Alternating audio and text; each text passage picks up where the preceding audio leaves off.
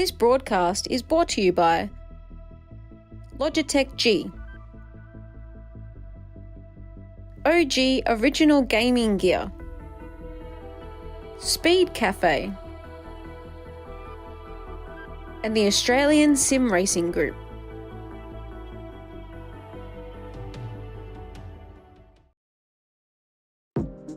Hey, you know that guy who...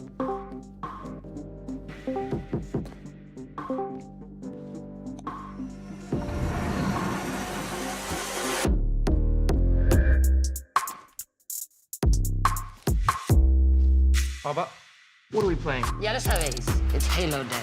Yeah, one sec. He's playing football, isn't he? 这家伙, you know he fancies himself footballer. Oh, whatever. Look, your love makes me strong, but your hate makes me invincible. All right, let's get on Halo then. Let's go. Ready. Dale.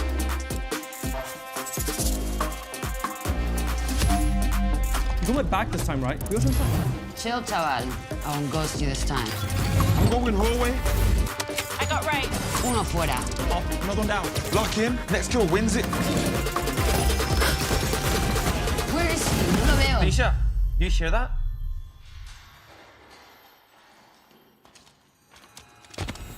Quick on him, top left. There. I'll push it. He's one shot.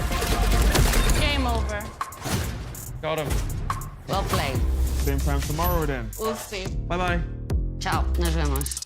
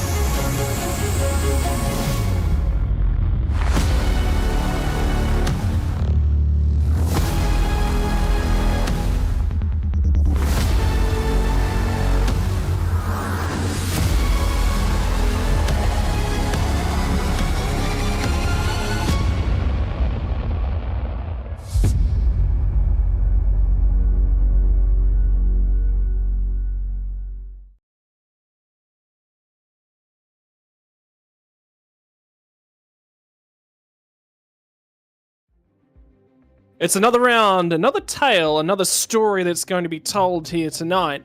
And it's on one of the shortest tracks of the season, Watkins Glen and the Watkins Glen Cup layout. We're not going to be using the boot section. It's the bullring round of the season, as it's colloquially known amongst the drivers. It is going to be tight. It is going to be technical. There are going to be curbs that you need to crawl all over to get speed out of the car. And yet another round that's going to put another sting in the tail of this championship. 5 rounds out of 12 at the conclusion of tonight. Will we see a change of the championship lead? Will we see somebody try and take victory from obscurity? I enjoyed that line so much when I was writing it this week, Dan. But what are your thoughts on tonight's race? Well, filling in here, unfortunately, you won't get to hear Stephen Sandman Clark as you usually do, ladies and gentlemen. But good to be back, having done this a couple of times with you, Scott, last year. And qualifying series earlier this year as well, with a couple of other people in the booth. But, I mean, yeah, as you said, this is going to be our fastest race of the season in terms of average speed and the expected duration of this race. Because we are still looking at the same usual distance, but just the sheer lack of time it takes to get around this place in this configuration of the circuit. And it means it's going to be all about staying in the pack, I would say, more than anything else here this week.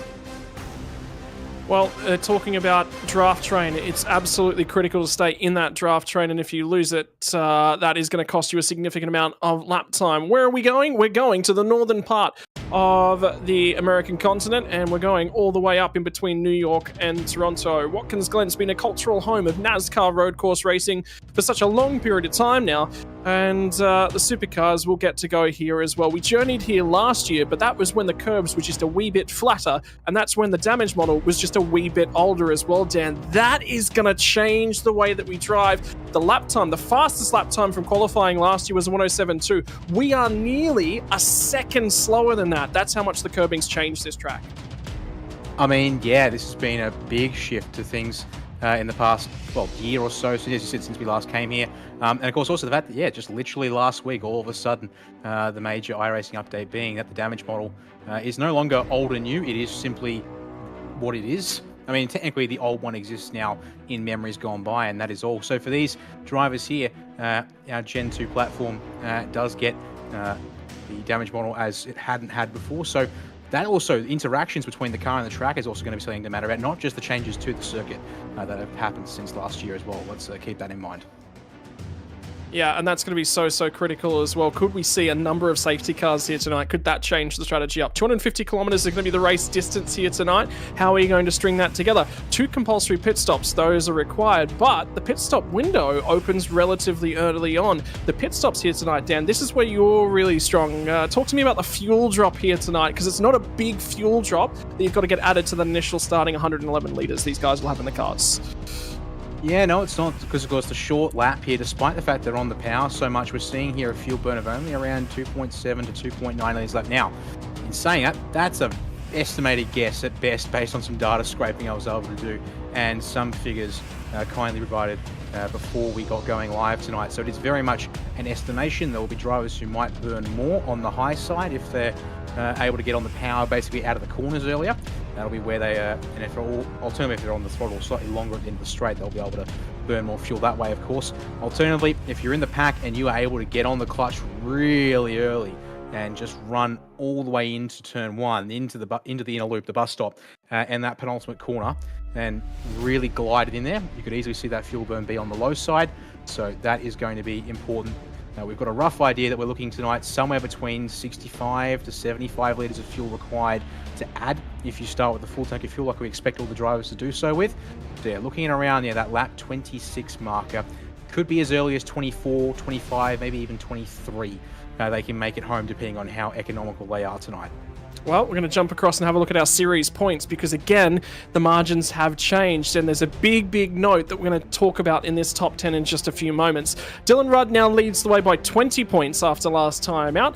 Haref went okay for him, but it'll be that standing start that he'll be really trying to work on here tonight. Rick Kuznetsov drifts a little bit, but the guy who made a ton of ground was Andrew Gilliam, moves himself up within 18 points of his teammate. Another 20 on that. He's now within 30 points of the championship lead. Finished 4th here last year. That is a big note. Tom Freer has just about hidden himself from the world in terms of his results, in terms of his finishes. We've barely even mentioned his name this year. The two guys we've been talking a whole lot about, Jared Filsell and James Scott, the Speed Cafe Lobs esports team, they have just been putting speed into speed. They have got so much pace to burn of late. The Trans-Tasman guys that are now chasing them, they're in trouble. If they're going to resurge in this championship, it has to start now, and they're going to start taking points off of those guys.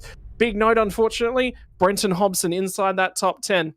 I always say I curse someone with my articles that I write midweek and some of the predictions that I make. Brenton Hobson was the guy I cursed this week. Has had a hard drive get corrupted.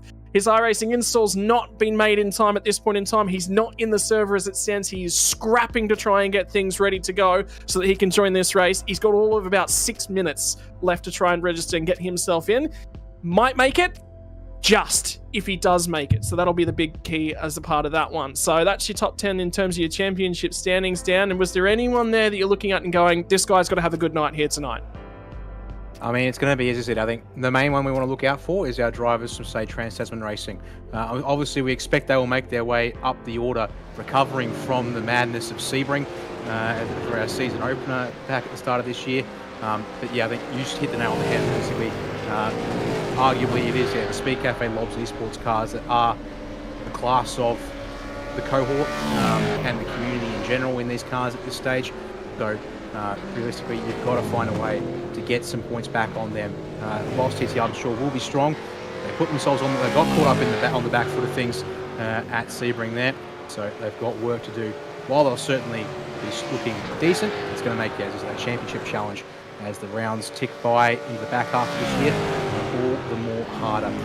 You did say Brendan Hobson's only got about 5 minutes left. Given the way qualifying works, technically speaking, if he doesn't make it during qualifying, he could still get in just when the race is about to get started. But that would mean effectively committing to a rear of grid start. So there is that consideration that would have to be kept in mind for tonight. So maybe there's a bit of wiggle room there for him in terms of time, but it would make it a whole lot harder to get through this race in a good way. Yeah, so that's the difficulty that he's going to have to contend with as it all stands. This is practice results that you're looking at the moment. Have a look at the big name that's up there at the top, Jared Filstel once again. Now, how about Marcelo Rivera? His return to form over the last couple of rounds has been really, really good to see. He's sort of maybe not been in the best mind of things, and not necessarily at the start of the season was what he was really looking for. He's starting to find a little bit of pace as it comes through things. So it's been very, very good to keep half an eye on in the background for Marcelo Rivera. Times are good to start off with things. Madison Downs right there sits in P3, not into qualifying quite as yet, so these are just some markers just to sort of be a little bit aware of as we head into the qualifying, and that split qualifying format tonight as well, Dan, that's going to be really, really different than a lot of these guys are sort of used to. So we will have a split qualifying here tonight, ladies and gentlemen. We're going to split the field basically in half. The reason for that? The lap is exceedingly short. It is very, very difficult to get 45 cars room to do a lap around this track. So what we're going to be doing, 10 minutes per group, 45th car in terms of championship standing, all the way to 23rd in terms of your championship standings. They will run in group number 1. Group number 2 will then be cars 22 all the way up to car number 1 as they currently stand in terms of championship standings, which means teams are going to be split a little bit in terms of their ability to help each other out as well. Yeah, you've got to make sure you've got your teammates had to have been around them at this point, so it's too late to be able to arrange things different to that. So that'll be one to watch out for in terms of who's got friends, who's going to have to do it by themselves. I would think more so in Group 1 than Group 2. But then again, we might have drivers who, again, running somewhat independent, have done a good start to the season and are on their own. You notice Blake Warhorse in the top 10 on points at this stage. I'm not sure if he's got anyone to help him at this stage, especially since Scott Gamble having departed WKMP for 9-5 Sim Sports since we got this season underway. So that would be, for example, a driver that could have probably worked with Blake, but now he's going to have to find some friends out there, either done that beforehand, or he's going to have to do that in the 10 minutes he's got out there on the track as well. I think the other thing to point out, Scott, as we look at the practice results, is just the gaps tonight. Because of the fact this is the closest thing we're going to get to an oval course in this championship, the fact that we've got 20 cars covered by a hair over 0.3 of a second, you can see there, another 0.3 of a second gets you back to 35th place, and then the last couple of cars in the field, it does sort of balloon out a little bit from there. We've got 41 drivers covered by 1.29 seconds from first to 41st, to put it all in perspective. Yeah, and we'll be keeping an eye on temperatures throughout the session as well, something just sort of else to put in the back of your mind as well. Track temperature is hovering right around 50 degrees Celsius right now, 25 degrees Celsius in terms of that air temperature, and there was a big northerly wind, and I was hastily grabbing my Google Maps to go and have a look at which direction the track actually sits, because I wanted to know if that was a tailwind running up into the bus stop, or how things stand from there. Other big thing to sort of think about is the way up through the Esses. It feels very street course-esque, doesn't it, Dan? Because the walls, when you get into those Esses on lap number 1, everything shrinks and condenses back into a real choke point as you crest the hill. Decent track width there, 100%, but the line that you want to take is one line or bust. And the walls, as you said, at the very top of the Esses are right there. In fact, this is a lovely shot. Basically, the grass there on the inside through turn 3, that's almost deceptive, because you can see there the Armco is literally on the white line as you enter the third turn on the right-hand side of the circuit. Then you get to the bridge there with that infield road going underneath as you then prepare to make the flick to turn 4. So you can see also, yeah, just sort of the darkening of the circuit where the drivers typically go in our preferred racing line here. There is such little room for error. You can maybe get 2 cars up there side by side in a racing situation, but that does require some give and take. And that's going to mean drivers, if they don't, obviously will be in a world of hurt if they try to commit going flat out. And someone there is expecting a bit of help on lap 1 at least to be able to get through there unscathed. As they then open up here onto the backstretch, they'll be able to get, well, 2-3 wide, but again, you then sort of condense into this choke point with the inner loop chicane. There is a big curb there you can use, but that's realistically at most a 2 wide entry and sort of section. And again, same sequence, same thing, Scott. It's ideally a 1 wide groove. So 2 wide is going to need give and take from drivers to make it work. Yeah, and by the way, I did go and manage to get some directions as to which way the wind was flowing. It's a headwind as you fly up here into the bus stop. So that wind basically blowing head on into the camera as they run up that way, slowing our top speeds just a fraction as they run up there. Won't be speed assisting. What that does mean, though, is it's really, really good for downforce as they crest the Esses as well. Cars won't really be copping a huge buffering through the breeze. Downforce will be working really nicely. Right, time for qualifying. Time to put your foot on the loud pedal, make some noise, and hopefully make some lap speed. It's going to be qualifying for round number 5, and it's for our bottom 22 drivers in terms of championship standings as well. This is going to be tough. This is going to be technical. And where is your dance partner? Because you will not be setting a lap on your own. One of your teammates, by the way, made his way into the championship as of this round. Debutant out here tonight, here, Dan. How's Tyson's feelings as he's settling himself in for 250 kilometres of racing here tonight? Well, we'll see how it goes. Having asked me, obviously, about this when given the invitation to come and be involved, or basically join the field, whilst obviously we're at this point of the season where there is going to be basically no way to be in it for the points. And making the top 20 from whatever turn. So at this stage, it's more likely a case of, and for us, we don't run the supercar a huge amount either. So Tyson's been putting in some work. It's good to be able to say he was on the cusp of making it after qualifying earlier this year.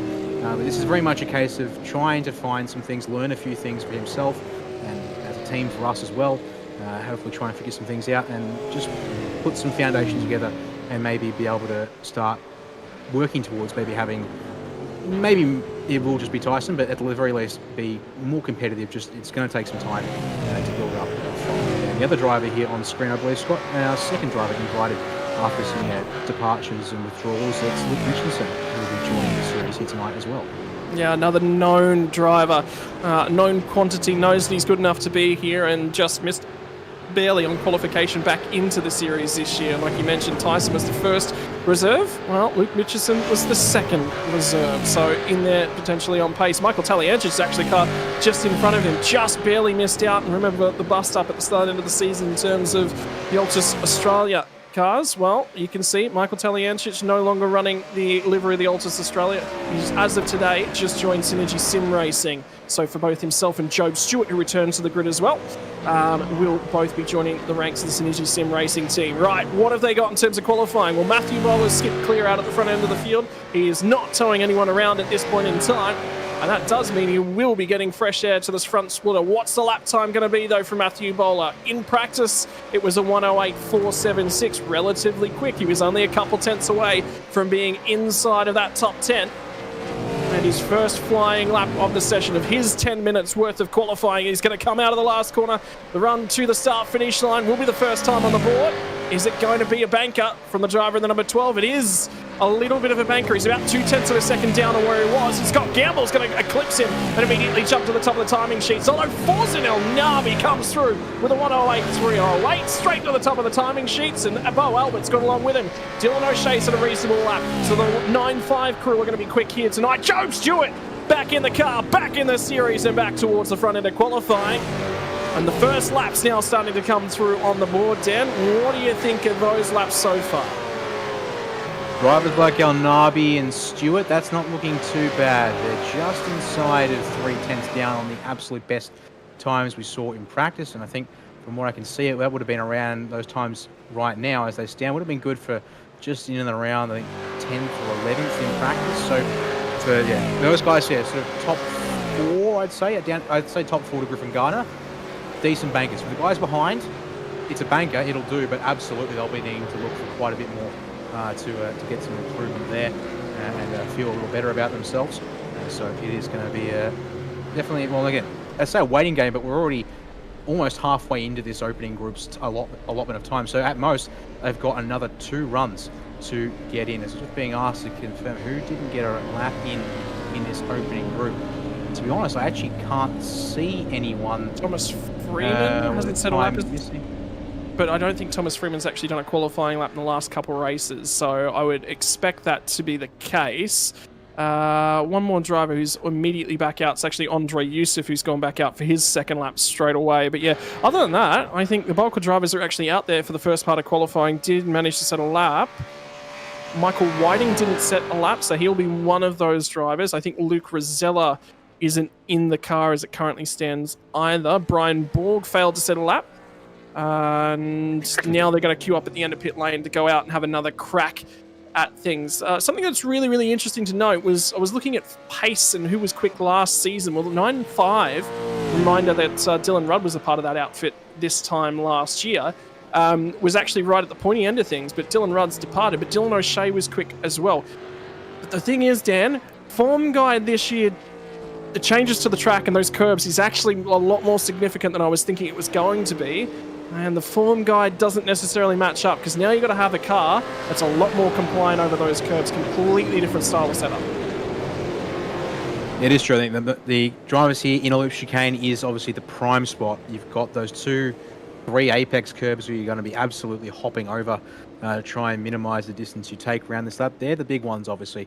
Everywhere else, the curbs are minimal, flat enough that we're really couldn't come into too much consideration. But yeah, that will be where time is gained and lost around the circuit tonight. If the car doesn't steady itself over the bumps, it's going to be a world of pain in many respects that you might end up in. As we're being told here, Brian Borg, 017, is one of the drivers in this opening group circuit, and yet there he is. He's actually a little further back from Matthew Bowler here, but no time on the board yet. And he might just be about the only driver out there at the moment who doesn't have a time to put things. Executives have been told also make that 2 drivers, the 025 and Michael Whiting, also joining Borgie at this stage in the session with no time on the board. So running out of time here, gentlemen. You've got maybe 2 more attempts to get one sorted and get a grid spot locked in. Yeah, for Michael Whiting, it's not been necessarily the happiest of outings in this series thus far. Tonight might be a night where he just looks to just make sure he gets a clean finish on, and that actually could be very, very relevant. Staying clean, well, that's going to earn you probably a good finish here tonight. And you can just see there was a lot of talking about gear ratios. The drivers are going to be running different gear ratios from qualifying to the race, and you can just see Michael Whiting was running out of legs at the back end of straight. There was not really much more he could take out of that one. That will all change in the race as drivers will swap from a shorter gear ratio over to a longer gear ratio for the draft. Might help them save a little bit of fuel there as well. But for Forza El Nabi, what's it going to be this second time by? Is the lap time going to improve, or is it not going to? He has got a little bit of a toe. It'll be Scott Gamble that's just ahead of him. And look at Michael Whiting's backing up all the cars that are in behind him. So El Nabi's going to dive to the pit lane. He won't set another clean lap. What's Whiting got to put on the table? Is it going to count? It is. It's a 109.072. Scott Gamble just ahead of him will actually improve. Joe Stewart goes through to the top of the table. Griffin Gardner, though, from out of nowhere, all of a sudden grabs that top step. And at the moment, a 108.241, that is going to be extremely relevant when we see the second round of qualifying start to form up as well. And Joe Stewart, only 100th of a second further back as it sits in second place. Those are quick times relative to the pace we've seen thus far this evening. Yeah, that's now more like it for Griffin. That bets him about 200ths over what he did in practice. So that's a net improvement for him there, without a doubt. Have to see though whether that will hold up drivers in the second round. Certainly might just have to say. Just a real question of whether the track is improved or basically gone backwards in terms of track state and performance on the circuit since practice. It really shouldn't have changed all that much. We are just proceeding through time in a linear fashion. Right, we've got a minute and a half on the clock as they come around into pit entry here. It's going to have to be a fast outlap from most of these drivers, and to think for most of them, they've still got to get out of the pits because they're only coming in just now. I get the feeling for a good couple of these guys here in the middle to the back of the pack, they're going to struggle to make it round without compromising the preparation or and go too fast on the outlap. Forza El Nabi getting out of the pit lane at the blue cone with about a minute and 12 left on the clock. Don't forget, a flying lap is a minute and 8. He doesn't have a huge amount of time to spare here, and that's if he wants to prep things nicely. He could also back people up behind, and that will really mess up the end of the session. Yeah, well, the stewards will be watching for that. That'll be a no-go whatsoever. And Matthew Bowler's just immediately just going to shoot through and go, yep, I need to get this lap in. So he's going to absolutely go for it. And for Matthew Bowler thus far, 108.470. Yeah, that's a reasonable lap. And all things considered for Matthew Bowler, that's actually quite a good lap in terms of where he sits in terms of championship standings. It's only going to be about 4/10 of what you expect the pole time to be here tonight. And reminder, last year's pole time, 107.2. So we are 3/4 of a second. At the moment, we are a full second down on that, yet no one in this second group is going to get a lap in. So Matthew Bowler is going to be the only driver who is going to get a lap in. They've got 20 seconds to get back to the start-finish line, and they're more than 20 seconds away from the start-finish line at the pace they're doing. I see Bo Albert's just shot through, trying to get another lap in. Brady Baldwin's shot through as well. Forza Nabi's going to try and slingshot in behind them. And this is... Going to get it. I think Bowler's Bowler. Yeah, Bowler got to the line. We keep our eyes in the background of that shot. Here they all come out of the final corner. And checkered flag is out. They will not get a lap in. It'll be just Matthew Bowler will be the only driver who will be eligible to get this lap in. And it's got to be a good one if he wants to improve. He got a toe on the previous lap. Will he get any sort of improvement as it currently stands? And the times, they're not looking good. So we have to keep an eye on it. But I don't think he's going to improve. Yeah, it's unlikely. Toe versus no toe. Maybe gets a little bit of a better run through one of these corners, but it's looking scruffy here through the inner loop chicane. I get the feeling that's going to be it on that one there. We actually was, speaking of things scruffy, he's going to commit anyways, so actually that's a little bit quite surely from there in terms of what we're seeing here tonight. But one thing I did want to touch on, we haven't really seen it here in Group 1, but having a chance to, okay, yep, there we go. It's definitely done in qualifying there for Matthew Bowler. So whilst he was the only one getting through there, as you said, no toe to work with. I also wonder if maybe just having to really hustle that out lap meant tyre preparation was hurting. And that meant that it was already going to be a rough case. But it does mean Griffin Gardner on top at the end of Group 1 with Job Stewart and Forza Nabi, your provisional top 3 in the session. I'll talk about that thing that I was going to discuss in a second here. But let's have a look at the provisional qualifying results in a second when they come up here on screen, Scott. Yeah, so this is as it stands right now, and after 22 drivers were released and allowed to head out into the qualifying session, Griffin Gardner will stand at the top of the pile. Job Stewart will sit on second, only 100th of a second further back. For Forza Nabi, it's third as it currently stands. He's about 600ths of a second further back. Very, very tight in terms of things. Bo Albert's a 10th of a second further back. Dylan O'Shea, Zach Rattray White, Scott Gambin, Matthew Bowler, Ian Ford, Teo Sorono round out your top 10 right now. We'll throw it over the page to the second group, second half of the first part of qualifying. Michael Taliancic will be in 11th from Brian Borg, Andre Youssef, Damian Johnson, Luke Mitchinson, and Brady Baldwin, and Tyson Broad, the last qualifier to set a valid lap time. And, well, he's in here. He's trying to get some experience, and qualifying didn't go the way you want there, Dan. Any advice for the teammate at the moment? No. I don't drive this car, so I can't really speak to it. I do everything else when it comes to regarding it. So I think it's also, again, this is probably like almost a crucible of a circuit to come to because the importance of getting every thousandth of a second here, more than anywhere else I'd say on the schedule this year, is going to be exposed. And so to be 2/10 off the next driver in the field certainly might look bad, but it just means every little mistake is amplified. Every little bit of draft missed is going to be exposed in terms of straight line speed and the sector times. So I mean, look, and as I said, I can't speak to experience. The last time I drove this car, I think, was as an endurance co-driver. I think it was. So like, my job was to look after the car, not to be able to be fast. And to be here, you got to be fast.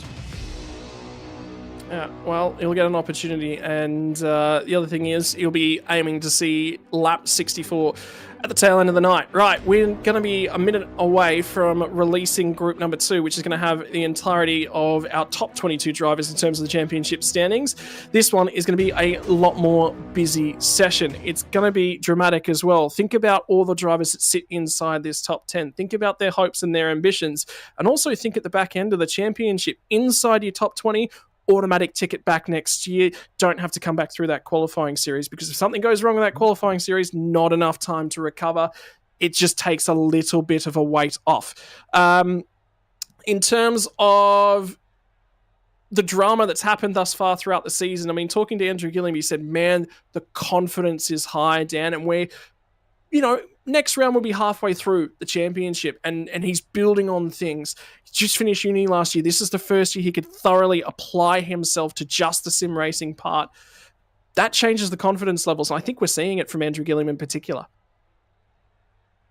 I mean, yeah, I'd be curious to see if that is a change that we see here. Just whilst you were talking, we've had an update come through from Race Control. I don't know exactly what the particulars of this are. We'll hopefully get maybe some clarification. But the news is that for Forza Nabi, despite finishing third in that provisional qualifying session, he will be sent to the back of the field and starting from the pit lane for failing to comply from instructions from the race director. So I'll have to maybe listen into the radios from the start of qualifying to get a confirmation on what that was. It might have been perhaps... Actually, I have to go look. Did he just... He was when finished he got to the end of the session, I just want to see, did he do something wrong on the way back into the pits? Yes, he did.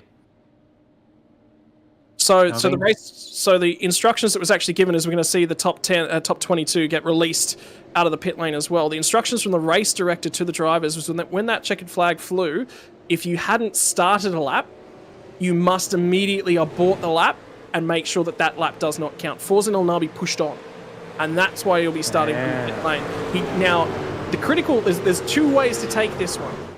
He didn't actually complete the lap, but even better news is that Brenton Hobson, even after I cursed him by writing an article saying, hey, he runs really, really quiet races and does a great job, I expect him to do well yet again, that curse has failed to go through, Dan, and he's got everything reinstalled. He is back out on track, but with very minimal prep time. Honestly, it doesn't really matter that the prep time is minimal here tonight, I'd say. It checks the box of being able to get out here and be in the action, because there is no way to come back from missing a round of this. Not unless you are at the very top of every single race otherwise. Whilst Brenton has been certainly good, he hasn't quite been at the pointy end of things so far this year. Well, time to see now how our top 20-odd drivers go here tonight. We had 17 at times. We had 41 in total, so we should expect to see therefore 22 or 23 out here in this group. So, get to the action. It's Madison Down who's going to lead the train in turn one, and up the Esses in this group for the first time, as they are all packed together practically, nose to tail, barely a break in sight, as we watch these guys get their first laps on the board. Will these be critical when the session comes to a close? How are they going to compare to the lap time set by Griffin Gardner and Job Stewart? And the first time through the chicane, look at how compliant Madison Downs' car is. And have a look at Blake Warboys just in behind him as well. Ran a phenomenal race last time out from Circuit of Jerez. Now it's going to be on his way out of the outer loop, using all of the available runoff, but not too much. You can gain time out there, but if you're using all that runoff, something's probably gone wrong with the lap. Have a look at the heat haze in the background. It is a scorcher in terms of track temp. The track temp's actually come down just a couple clicks, so you would expect lap times to be a touch faster. We get a touch of cloud cover. What's that going to do for the pace? Out of the final corner for the first time for Group 2 of qualifying. Madison Down, what's it going to be? Straight to the top of qualifying, and Griffin Gardner immediately walks one spot further back. Ethan Greengold's going to go into that front row alongside of him. Jake Maloney, how about the lap from him? Goes to the top of the timings. Andrew Gilliam slots in a second. That becomes third as Josh Anderson comes through and puts in a reasonable lap. Jacob O'Reilly gets a lap together as well. Moving further back, have a look at James Scott though on his first lap. It's 11th. That's the best that was possible for him. Jake Burton will be right in behind him in 12th. And now it all starts to trickle down and in. And Jared Filsell aborted the lap time. No time set for him thus far. This could be critical. He's got one less lap to get that time out of that 94 machine here, Dan. Does so. It's going to be very important. See, we now know that we're most likely going to get 2 runs at it, unless, well, I think he's going off sequence, so maybe he'll still get 2 runs in, I should say. 2 chances to set a lap. So that's important there to keep in mind. Of course, don't forget that when they call checkered flag, of course, just like in Group 1, will be allowed to keep going as long as they cross the line. This time they won't be called checkered flag. iRacing will just throw the checkered flag for them there. So there's obviously that in mind. So with everyone else piling into the pits, The other thing here is going to be critical is where does he come out relative to everyone who's now in? Because this might be messy. We've seen this before at other circuits. Phillip Island comes to mind this year where we had one driver, I think it was Mike Taliancic possibly, off sequence with the rest of the field. Apologies if it wasn't Mike, I'm getting my drivers mixed up here. But what it meant was that he tried to get through, I think it was around the Hayshed section, and as a result, that can be messy. Blake Warways is first out of the pits. He's closely followed by a few cars. So there will be a bit of traffic here in the Esses for Phil Cell, unless these drivers are aware of what's coming down the front straight at speed. Yeah, he is going to come down the front straight, and now he's going to have to try and make his way through. But Phil Cell's past a couple of the cars. Maloney will be the next car who immediately just gets out of the way. And you're right, it was Michael Taliancic all the way back at Phillip Island, but now he comes up on the rear bumper of Brenton Hobson. There will be a touch worth of the toe. Then he's going to have to swing to the left-hand side. Everyone's gotten out of his way thus far, so this will actually work. He is going to be able to set a valid lap time, and he got a touch worth of the draft as well, just to help. That worked out about as good as you could have hoped if you're a Jared Phil Cell fan. And the lap time, reasonable as he gets through the bus stop chicane. Now it's into the outer loop as he tries to get the foot planted. There's a couple wiggles, but you've got to have that in this car to get it rotated through the longer corners.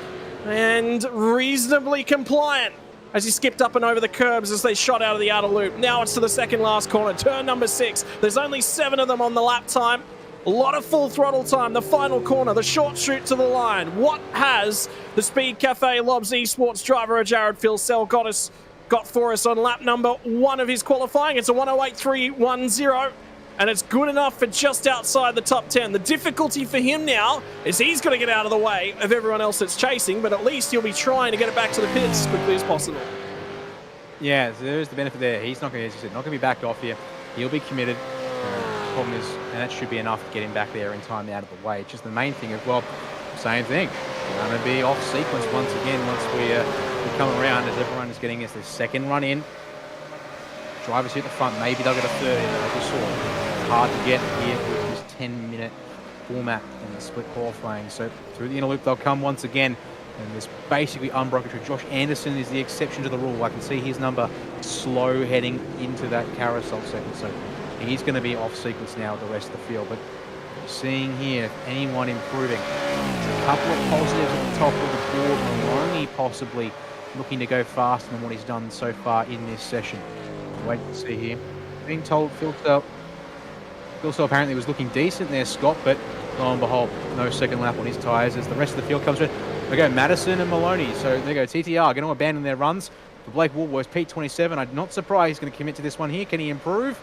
He finds 2 tenths, and that gets him a long way up. 10 spots gained in the process. Oh, Greg Gull goes to the top, but that's going to be bested by his teammate. It's Marcelo Rivera. That hangs around for only a few moments as Jake Burton, the hard charger from last round, made the most spots up, was under the weather at Ref. He is not under the weather when you come to Watkins Glen. Back out, back in form, and Jake Burton back on top. Nice little run there indeed, but again, yeah, finding hundreds, and look at that there. We're now 7 cars inside 1/10 of a second. Top 10, only 0.13 in it at this stage. Everything compressing ever harder, closer together. So critically now, let's look for this group here to come around. I reckon they're going to bet you be plenty all right here at this stage. Blake Woolboys in front of this queue. They're going to have about 2 minutes left when they hit pit entry. When you then give it time to trundle down the lane here at Watkins Glen. As Woolboys are bandits, I don't think he's realised those drivers behind were coming into the pits. I mean, everyone's coming into the pits. Blake, you've just sacrificed about 10 or 5 seconds or so to get in, but also being reminded that, well, it looks like for these drivers here, they are really going full attack on the in-laps, and that's what's got them the extra time here. So never mind that, they'll all get a third attempt here, and you can see they're all starting to get ready to get rolling, but who's going to be the first one past the cones? Scott, because no one wants to lead by the looks of things. Nobody ever wants to punch the hole in the air. How selfish of them all to want to draft. And we've seen this from Formula 1 at Mons, and we see this every round of the Logitech Pro Invitational Series. the qualifying games not only in full force, they are one of the star attractions, and indeed they are the star attraction in terms of qualifying. I tell you what, Phil Sell's playing games with Jake Maloney. Whether or not he wants to be ahead of him, I think Madison Down's not going to have a great qualifying performance here tonight, and I don't think it's necessarily going to go his way. The other driver I'm sort of keeping half an eye on, Brady Myers, did manage to set a reasonable time at 108.212. 4 thousandths of a second back from him was Andrew Gilliam. So that's 6th and 7th as it currently stands. And Gilliam sits right up at the pointy end of the championship standings, sits in 3rd. Well, Brady Myers is starting to take points out of our championship leader in Dylan Rudd as well. But for Dylan Rudd, he sits 18th. The pace just isn't there. He was supreme in qualifying here last year for the 9.5 outfit. Right now, 108.363. He's 2/10 away from Greed Galt, and Greed Galt's 3rd. He's a little bit more than that. He's about 2.5 tenths away from Jake Burton in the pole time. Running out of time in this session as well, 30 seconds. So now you've got to find who's your dance partner here down, and the games are certainly being played, and they're being played towards the mid and back of this pack, and you've got to give yourself enough room to get air to that splitter. If you don't get the air to the splitter that you're after, it's not going to work the way you want it to. Yeah, find your teammates, get some space, and you got to get going. And look at this here. They're further back. While we look at Jacob O'Reilly, just go for it because he knows he needs to go. Oh, these drivers are so bottled up, they're not going to improve. There's about 10 or 15 drivers at the back of this pack who have all tripped over each other. And the last car through is James Scott in the 088, but I don't think he's going to get a chance to improve because they all tripped over each other so much they weren't at speed in the final turn. Well, James Scott actually took the checkered flag, so this lap will not count for him. He's already received it. So now we keep our eyes basically from everyone that's ahead of James Scott. If I have a look, that's going to be Kurt Stenberg is the next car on the track, and yes, he didn't receive the checkered flag that time through. So Stenberg will be the last of the cars across the start-finish line to be relevant. Dylan Rudd's aborted his lap. It's not been a good one thus far for this qualifying session. Stenberg slapped the wall incredibly aggressively as they cut their way through the bus stop. Pole position from Watkins Glen. It's one of the more important ones of the year. You've got to be towards the front end of the train. There are drivers that are scrapping for everything they've got in terms of qualifying pace. I'm looking at Robbie Gibbs. I'm looking at Adam Briggs. I'm looking at Jared Filsell. Filsell, by the way, is only 14th at the moment. This lap has got to be big for the driver in the 94. He's had so much pace over the last couple of rounds. He's put on such a clinic in terms of things. Down will be the first car across the start-finish line. Does he improve? He does improve for Madison Down. It goes to 4th spot. Maloney goes to 2nd. Back onto the front row. Jake Burton has pole. Ethan Green-Gold is going to steal it. And there's still a couple of cars. No, that's it. Ethan Green-Gold, the ERT driver, did not go his way early on in the season. So much damage to Sebring. Blown engine at Phillip Island. He's been quick since then, and it's back to the top for Ethan Green-Gold. That's a fantastic job there. In fact, we'll also quickly don't get here. Our top 5 is Evolution, Trans-Tasman, Trans-Tasman, Evolution, Trans-Tasman. We don't have anyone from Lobs Esports until you get to Jared Filsell in 9th place there, if I'm not mistaken. That is, whilst this obviously is a session that is a little outside the norm, this is something that I wasn't expecting to see based on the results that have happened so far in this season. But, well, that's going to set the stage for the racing actions. We now have a look at the grid here for this 5th round of Logitech G Pro Invitational Series, Scott. And he took it in the dying moments of the session. It's Ethan Green-Gold who comes through and grabs a pole position. It's by 0.04 of a second. When we get into some of these margins, you'll look at that and go, that's actually quite a lot. It's going to be Jake Burton who'll start off alongside of him on the front row. And for Jake Burton, a lot of positions gained at the last round. Qualifying was his difficulty. He's already gone ahead and ticked that box. In behind these guys, Jake Maloney, Marcelo Rivera are going to be on the next row. We'll throw one row further back and we'll get back to Madison Downer and Josh Anderson. We're going to be off alongside of each other for the Trans-Tasman at row number 3. For row number 4 to be Brady Myers and Andrew Gilling. We'll see how that row goes for both of those guys. They've had a stoush already this season. Could it be another one here tonight? Then we'll get back to row number 5. Speed Cafe Lobs Esports drivers. Jared Filsell will be on the inside of that row, off alongside of Griffin Gardner. Griffin was quick here in qualifying last year. In behind these guys, Job Stewart. Well, it was Altus Australia. As of today, Synergy Sim Racing. So that one's getting updated. Rick Kuznetsov has a shot at the championship. He'll need to progress from 12th on the grid. The next row back will be Forza Nel Narby and Tom Freer. which, remember, Fours and El Nami will have a pit lane start off of that row. 15th to 16th will be Adam Briggs and James Scott. Scott's worst qualifying performance thus far this season. In behind them, Bo Albert and Hayden Veld, both of the ERT drivers on row number 9. Before we get back to row number 10, where it's Dylan Rudd and Dylan O'Shea's, both the Dylans on that row. Kurt Stenberg will be the first driver outside of the top 20. Off alongside of him will be Blake Warboys. Next on the grid behind them will be Zach Rattray White and Scott Gamble. Brenton Hobson did manage to make the field. It'll only be in 25th in terms of qualifying, not a lap set in practice, but he will be thanking his lucky stars he got in. He'll be off alongside of Robbie Gibbs. Jordan Ross and Matthew Bowler will be on the row in behind him. Ian Ford and Teo Sorono will round out our top 30. Jacob O'Reilly and Michael Taliancic will make up the first row outside of our 30 on row number 16. Sean McNamara and Brian Borg will be off row number 17. Andre Youssef and Damian Johnson will be in behind them. From there, it'll be Luke Mitchinson and Brady Baldwin. And Tyson Broad at the last of the qualifiers. There will be a few drivers starting from the rear end of the field. Will be Thomas Freeman, Michael Whiting, and Luke Rosella. Will have a pit lane start as well for incident points accrued. Well, Dan, that is the racing grid, but we're now going to throw to a segment that we get to do on this one. But for the first time, the naming rights sponsor, the Gamesmen, join us for their first ever grid walk from Watkins Glen. It's going to be the driver from pole position. It's going to be talking to Ethan Griegalt. Dan, I'll leave you with him. All right then, Scott. Well, Ethan, congratulations first of all for getting the pole position here tonight for this race. How important was that for you to be able to start off the front row here and right at the front as well for good measure? To be honest, I'm pretty surprised to be on pole. I mean, we're pretty quick in practice without toes, so I thought we were going to be up the front somewhere, but to stick it on pole, which is my first pole in the Pro Series, is bloody awesome. And not sure if I've put myself in the best position because this is a bit of a draft fest race and there's going to be a lot of fuel saving, so I'm not sure if I'm in the best strategic position, but however it goes, you know, we're number one in qualifying, and that's pretty cool to take away. It's a good point you make there, indeed, about being obviously at the front's not ideal when everyone's got an opportunity to draft off you there.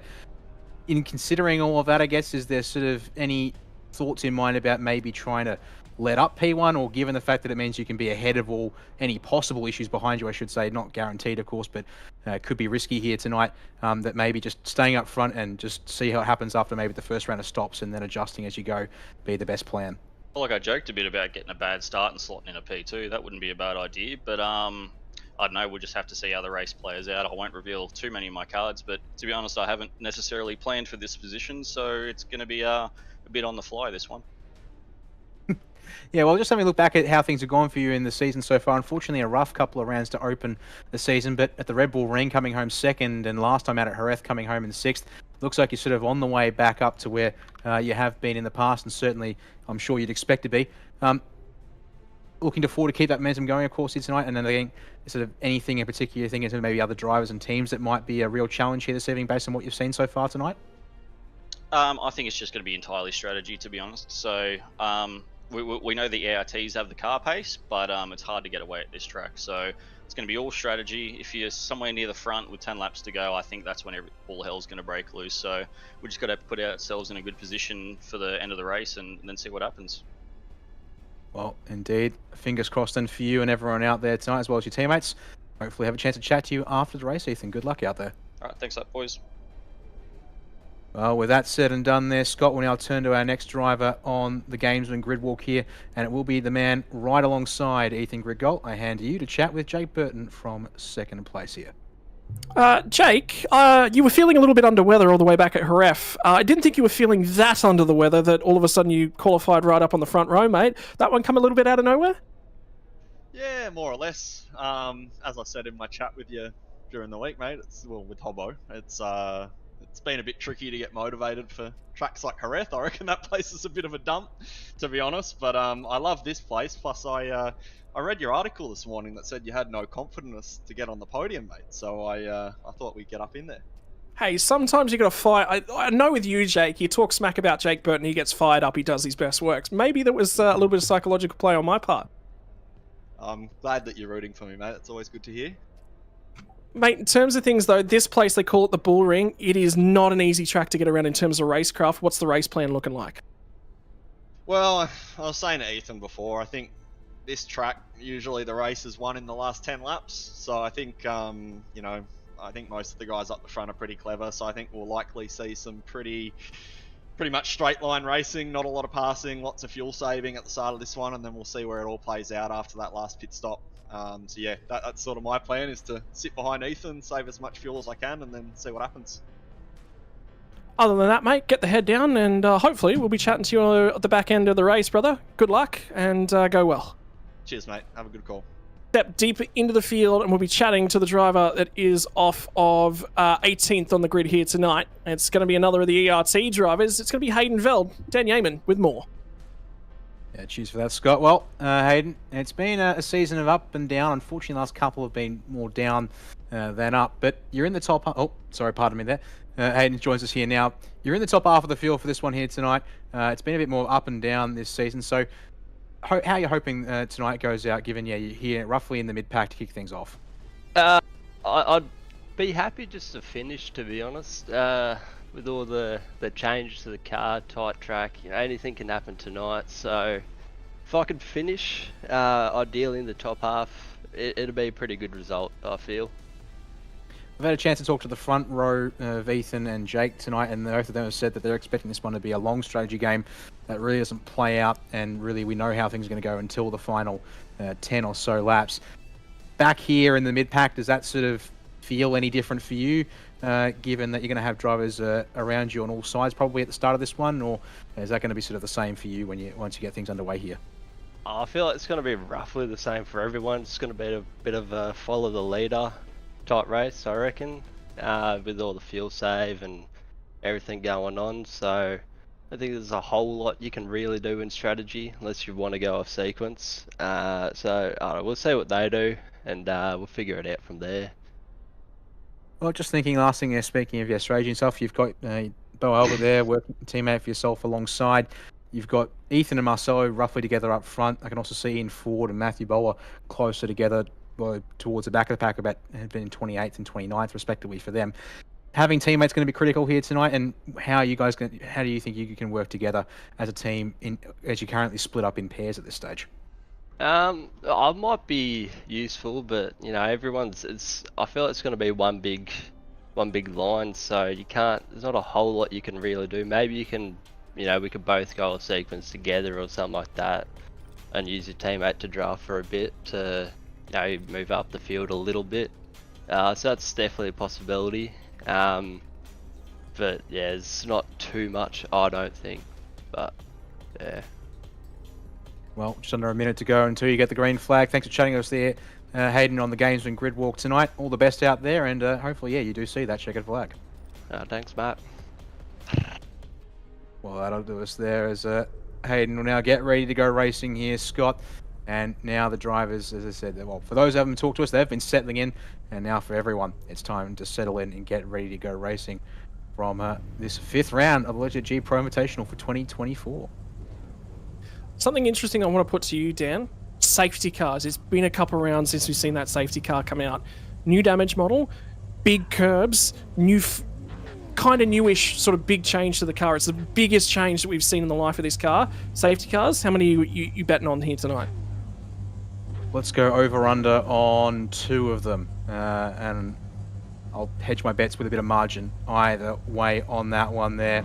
As the clock strikes 0 here, Scott. So the revs will rise from our field here for round 5 of Logitech Pro Invitational from Watkins Glen International is underway, and it's a set on tyre tracks where our pole sitter Jake Burton will lead the field for turn 1 as they fan out 2-3 wide behind as they make it into this first corner. Yeah, Burton gets it. Gets a great getaway, and we were talking to Ethan Greengold. He said, hey, maybe not getting a bad start. Well, sorry, getting a bad start won't be a bad thing. Well, he has gotten that bad start, so maybe he's just projected just a little bit. The guy who has projected his front splitter ahead of the field is going to be Jake Burton. Stella Rivera is going to settle into 2nd place. Jake Maloney and Madison Down are going to run out your top 4 as they run down the straight through the Esses on that first lap. And Ethan Greengold still sliding down the field. Didn't quite get sorted into the train and then had to go a touch defensive on their first run through the bus stop for tonight. 250 kilometers, 250 chances to see if you can win one of these things. And it's going to be Jake Burton and Marcelo Rivera to go toe-to-toe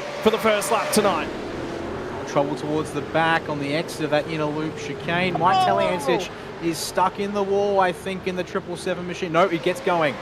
So we will stay green here on that one, but that car is now heavily damaged. He's one of 3 cars with a mechanical black flag on this opening lap, and an iRacing black flag from Sean McNamara, so he must have jumped the start, I would think. So he will peel in to the pit lane and get back out there. Now, others who drive mechanical black flags are Andre Yusuf in the 900 for Vermilion Esports, and Sean Ross, who is actually just completely out of the server. So that's going to be a disaster for the Sim Racing 143's leaders. They're climbing up the hill once again here on lap number 2.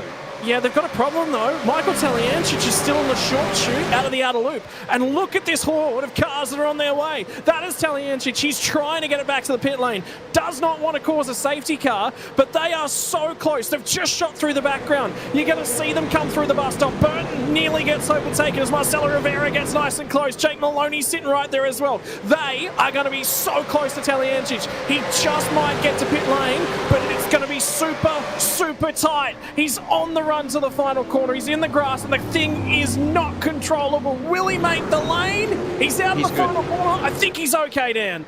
If he can hang on to it and stay in the pit entry space, he'll be good. Yep, so he's in right as the field comes through the final corner. So mainly the critical thing is there, as long as he was clear of the apex, everyone obviously take that racing line and swing out to the outside wall. And of course, he goes tight on the way in. As we've now got some moves in this opening group. Madison down up the inside of, I think that's Maloney it is, but doesn't work there for him. Maybe Sean Hansen having a go at, pardon me, Ethan Grigol in all of this. Side by side from Grigol, and now Madison down at the top of the hill. They touch, but both cars hang on to it, but it now packs up this group. You've got Grigol fending off down Anderson and Myers, and Jared Philsell now watching in the background as in we go once again. Still too wide at some points, not quite clear until they finally get to the middle of the Interlude chicane. My word, they are just on each other. There was a little bit of NASCAR style bump drafting from Josh Anderson as he pushed Ethan Grigol past his teammate Madison down. We'll keep an eye on the background of this shot, because this is how it all happened on lap number 1. Tom Freer, we saw all out of shape. And that's how Tom Freer ended out of shape. Jordan Ross. That's how we got into, sorry, it's Jordan Ross, my apologies, into Michael Taliancic. And that's how Taliancic's night ended. Oh, that is brutal. Jordan Ross has had a massive issue there with hardware of some kind, it seems. And then Mike Taliancic is just the first person to be in the wrong place. And as a result, cleaned up. No fault of Jordan Ross, no fault of his own either. Brutally for the two of them. That practically be their race is opening up the season. Jordan Ross is on 5th, mechanical black flag left, so tally is fixed. 7, said here, the field back lives on lap 4. He's still in the pit box with that car from Stubbs. Side by side, going on up the hill. Try and get into a rhythm at, all amongst his field. It is absolutely better. But at the front of the field, Jay Burton's still leading nicely, Scott. And as you did mention briefly as part of the pre-race coverage, OG original gaming gear hard charger from round number 4. And now doing the good work here once again. Yeah, so OG gear come on board. The hard charger each round gets themselves a new pair of sim racing gloves. And to Jake Burton, he made the most spots up a circuit to Jerez. As much as he didn't like that place, as much as he wanted to set it on fire, and earned him a pair of sim racing gloves. And now he's at the front end of this chain, and hopefully those sim racing gloves will be helping him to handle that car and keep pushing out at the front end of the town. Maloney now has managed to get his way past Marcelo Rivera, so it's TTR set 1 and 2. They finished very strong last year, but their qualifying wasn't great. This year, it's the other way around. Shoes a little bit on the other foot. Now we'll look a little bit deeper in terms of the pack as his car's going down into turn 1. Joe Stewart was on the elbows out with Brady Myers, and Myers is starting to sink through the field. We'll have to keep our eyes on this one because Griffin Gardner and Brady Myers were still side by side. Gardner's had to lift out. Myers is on the power, still trying to climb through, and you can just see why they call this place a bull ring. Rick Kuznetsov was looking for an opening. Trouble. He's not going to find it. There's trouble somewhere. Where's the trouble, Dan? Turn 2, Tom Freer on the entry. Hasn't even made it up the Esses. That 707 Sim Racing car, the other purple Mustang from the SSR crew, is completely obliterated. And I think we are going to get our first safety car of the night here on lap 5, as he's stuck barely off the racetrack there. And that is going to surely need intervention. Wait for there's the big stand. There's the big stand, by the way. Big stand from O'Shea. Griffin Gardner was really, sorry, you're right. It was good. Dylan O'Shea was trying to advance his position. Safety car called and deployed. So we're going to get that safety car. Everyone filing pulling in. Free pit stop? Yes, please. Although, some down at the tail end of the field will look at this and go, man, I just want some track position. I need some track position. I've got to get my way out of this. They might go with a really, really short field. This is the action from the rear end of the field. Brian Borg is the other car that Freer is going to get in contact with, and Borg rejoined the track at an odd angle and just kept coming along. That angle there doesn't look good for Brian Borg, that's for sure, but maybe if we get one different angle of it later on, might be good. Let's watch the race off pit road if we can here. And it's going to be Burton who gets away here at the front. So number 8 will stay at the front, but he's followed out by Maloney. And it's Rivera, Grig-Gulp as well. So going to be in your top 5 right now by Madison down. So there's also some discussion about who was in what place coming into the pits. Keeping the safety car had been called right as they piled in. Yep, you can see their drivers coming out of the pits right into the right by Tom Freer, and then also accelerate, check up. Safety car now collecting the front of the field up the Esses.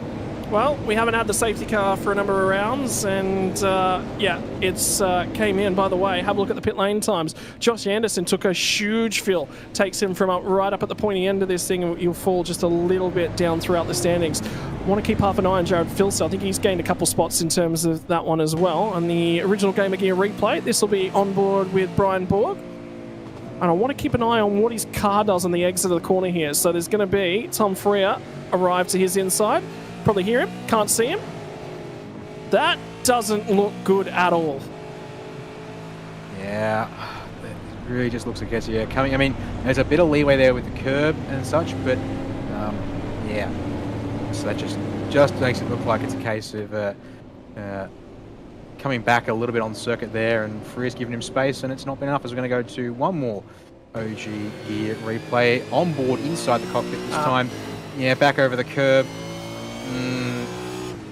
Not a great look there again, as you said. But you can see the car. That shot actually makes it look better than I thought it was, but I still don't like it. Doesn't look pretty, and there'll be some questions to answer for Brian Borg. For Matthew Bowler, unfortunately, pit lane entry was not his friend, and there's going to be a few cars right in the rear end of the field that are taking some damage repair. Tom Freer, his night will be over. That was the first time I've seen a supercar with a wheel ripped off. But for Michael Taliancic, this is an opportunity to perhaps get that car repaired, get himself back in the race. There was actually somebody else I saw with that meatball flag early on, and it was one of the Vermilion sim racing cars. I think it might have been either Sorono or Andre Yusuf was the other one I was thinking. Can't confirm it was Andre Yusuf who had issues. Looks like has been able to get that fixed enough in the pits. I'm just trying to look back at Matthew Bowler, why he's in the pits. Oh, he's been pushed into his own teammate by the 222 of Jacob Rice. So that's what he was on the radio about, because he was asking for pit entry to be reviewed. So a bit of a stack up on the way into the pits through the final turn has meant, because they were just coming off racing speed, and the safety car was called, and then trying to get themselves in position, and then just a little bit of a push from Jake O'Reilly in the 222 from Vermilion Esports into Matt Bowler. And we'll see it here on the next of our OG replay, Scott, and it's just there's the push. You can understand why. Everyone's trying to feed themselves in. And by the way, there is a very interesting point that I want to sort of put in the back of your mind. Is there's going to be a few cars at the tail end of the field will come back down for another top off. This is live pictures, and Jordan Ross is still in the race and still kicking. By the way, something I just wanted to keep in the back of your mind was that yellow line on the track at the pit lane entry for Watkins Glen. That is not relevant for the pit lane entry. Drivers can cross that one. Pay no mind to that. That will not be in play here tonight. Yeah, no, it's not. It is one of those ones that doesn't it doesn't matter despite the fact this is just sort of part of the pit rules and such. We have had confirmation in the meantime from Race Control. The safety car will be in here at the end of lap number 7, and we'll get back to racing once again. And then see who can settle in. Most drivers here, as you said, with a few exceptions, have just taken the fuel they could get in whilst changing over tyres. Josh Anderson, though, he's only sacrificed about 1.5 seconds in stationary time. I'll get some numbers for the top 10 at this stage and confirm them for you here as to what that means for fuel at this time. So something else I just want to put in the back of everyone's mind, for everyone that's watching these cars come down through the lane for a second time, change the rules happened last year, I believe after the Road America round actually, it's that you can only clear one of the 2 compulsory pit stops per safety car period.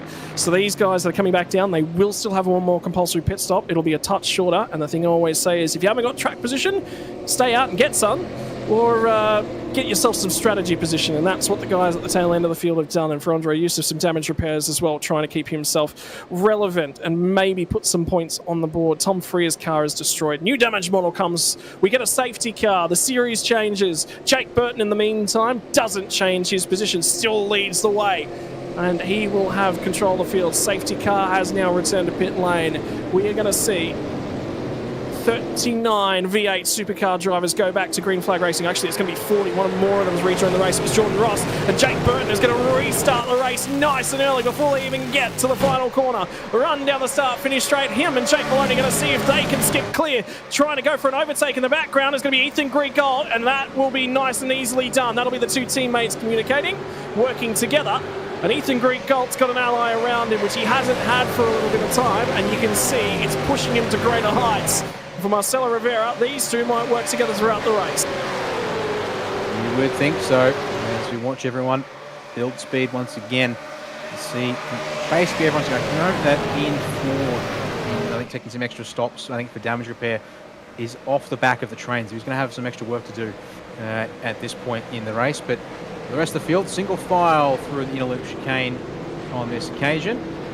We'll carry on at this stage as our first penalty of the race has been issued here. And as a result, Ryan Moore, 7 has been classed with an unsafe rejoin there, bringing out the lap 5 safety car. And he will be taking it to it down the pits for a drive for Scott.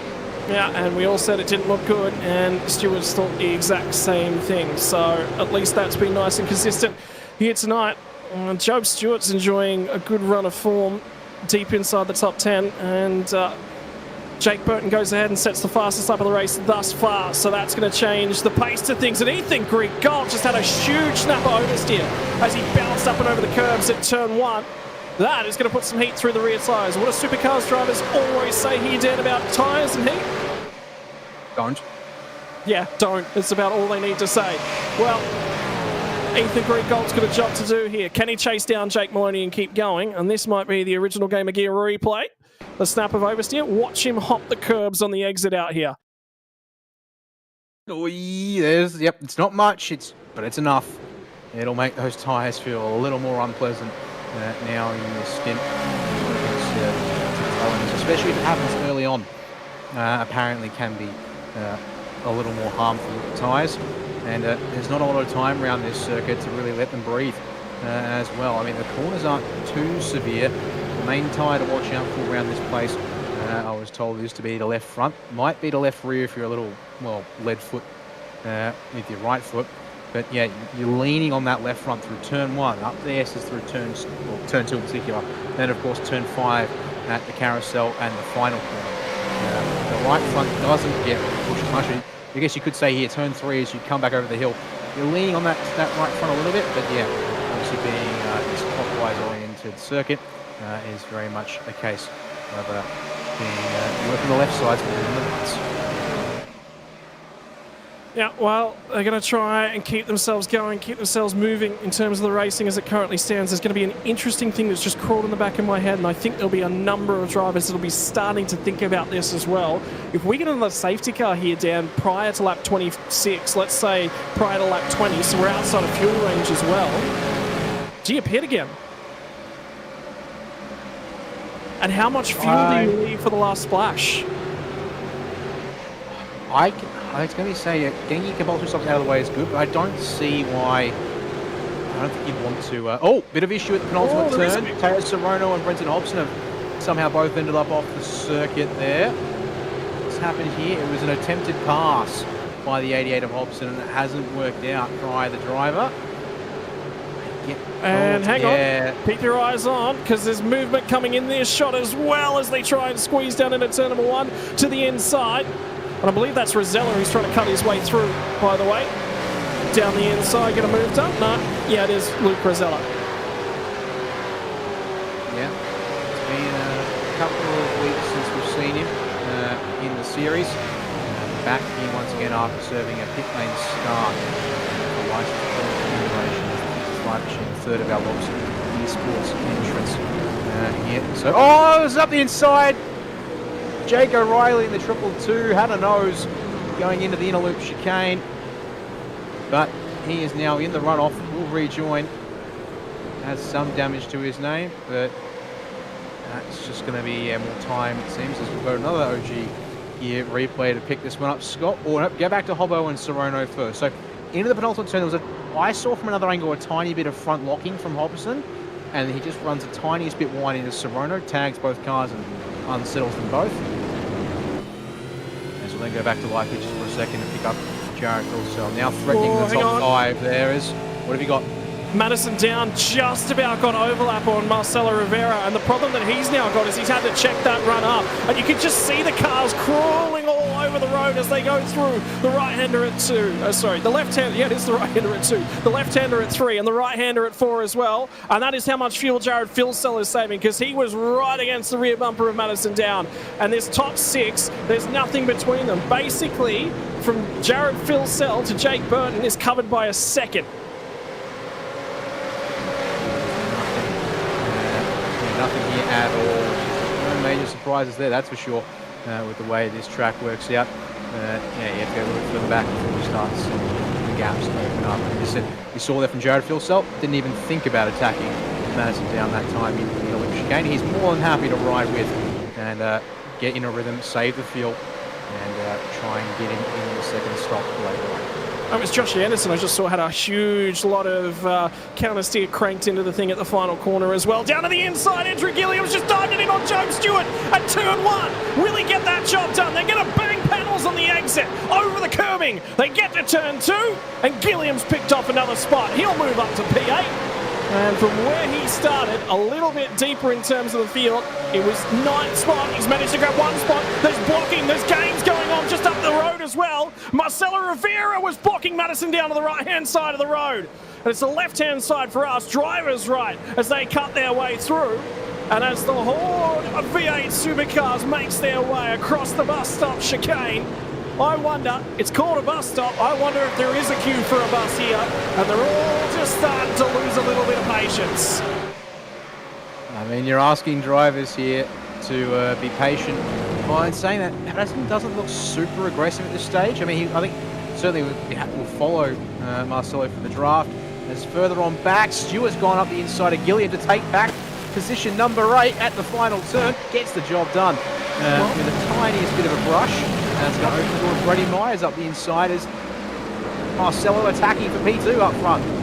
Yeah, and all of that waiting, it's all starting to come undone. Nobody's lining their P's and Q's anymore. Marcelo Rivera's going to lose a spot to Madison Down. Now he's going to have Jared Philsell all over him if he's not careful.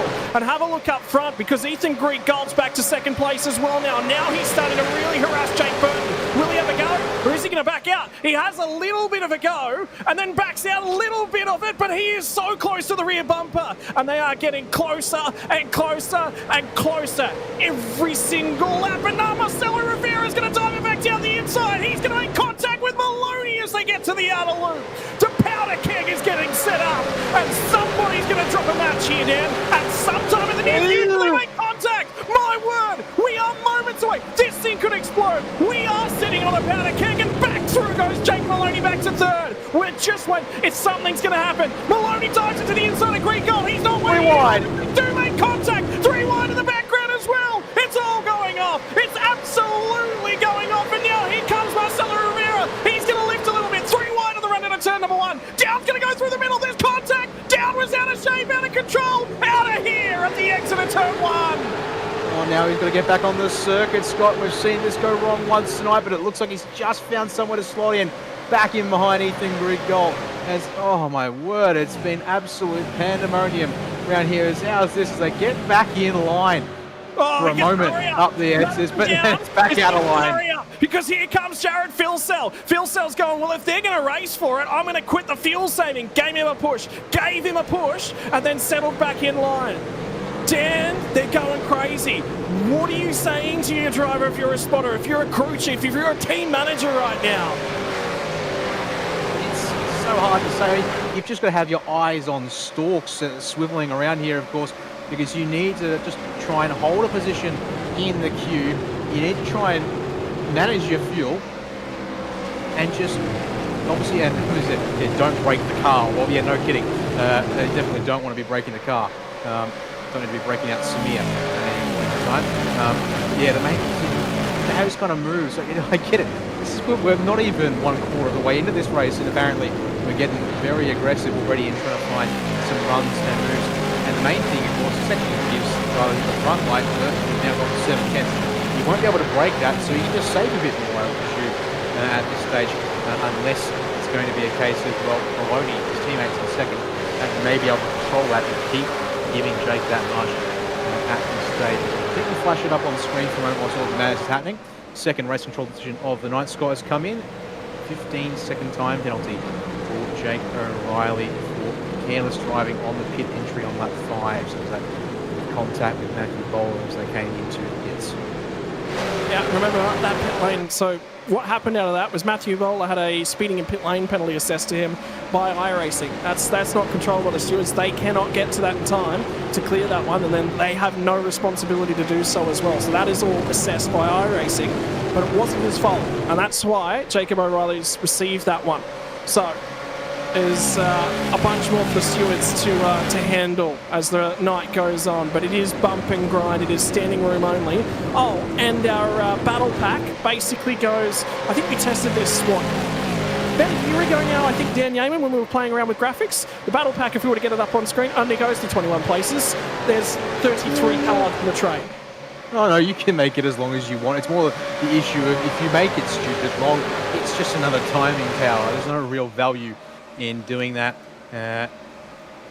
See here, field making their way in once again. There's been another decision issued by race control. That is a no further action this time. Right, so what has been determined, it's going to be coming through the second, I do believe, is going to be inset between Taro Sorono and Brenton Hobson has been deemed NFA. And separate to all that, unfortunately I did notice a couple of problems there. That you said time and again that apparently when I commentate, my teammates have trouble. It's my Tyson's internet tonight has decided it's going to be a problem and dangerous to the point that he's out of the races. Meanwhile, Rivera on Maloney for that'll be P2 there, so going to break up the trans-Tasman control right at the very front. Well, nobody can break out of this train. Let's start to have a little bit of a look and a little bit of a think about lap times.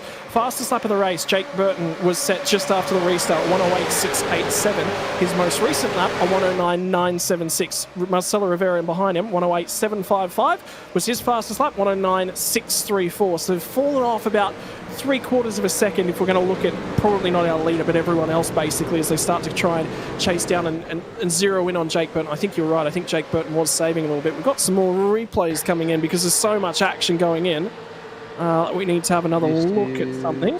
This is lap 5, the safety car call and the pit entry. So Jacob O'Reilly on the pit lane entry. He was assessed to be the driver of... I'll take this out of the stewards' actually notes, is probably the best way. Was careless driving on the pit lane entry. And some further notes is that significant damage has been a massive dive at the very front of the field by Marcelo Rivera.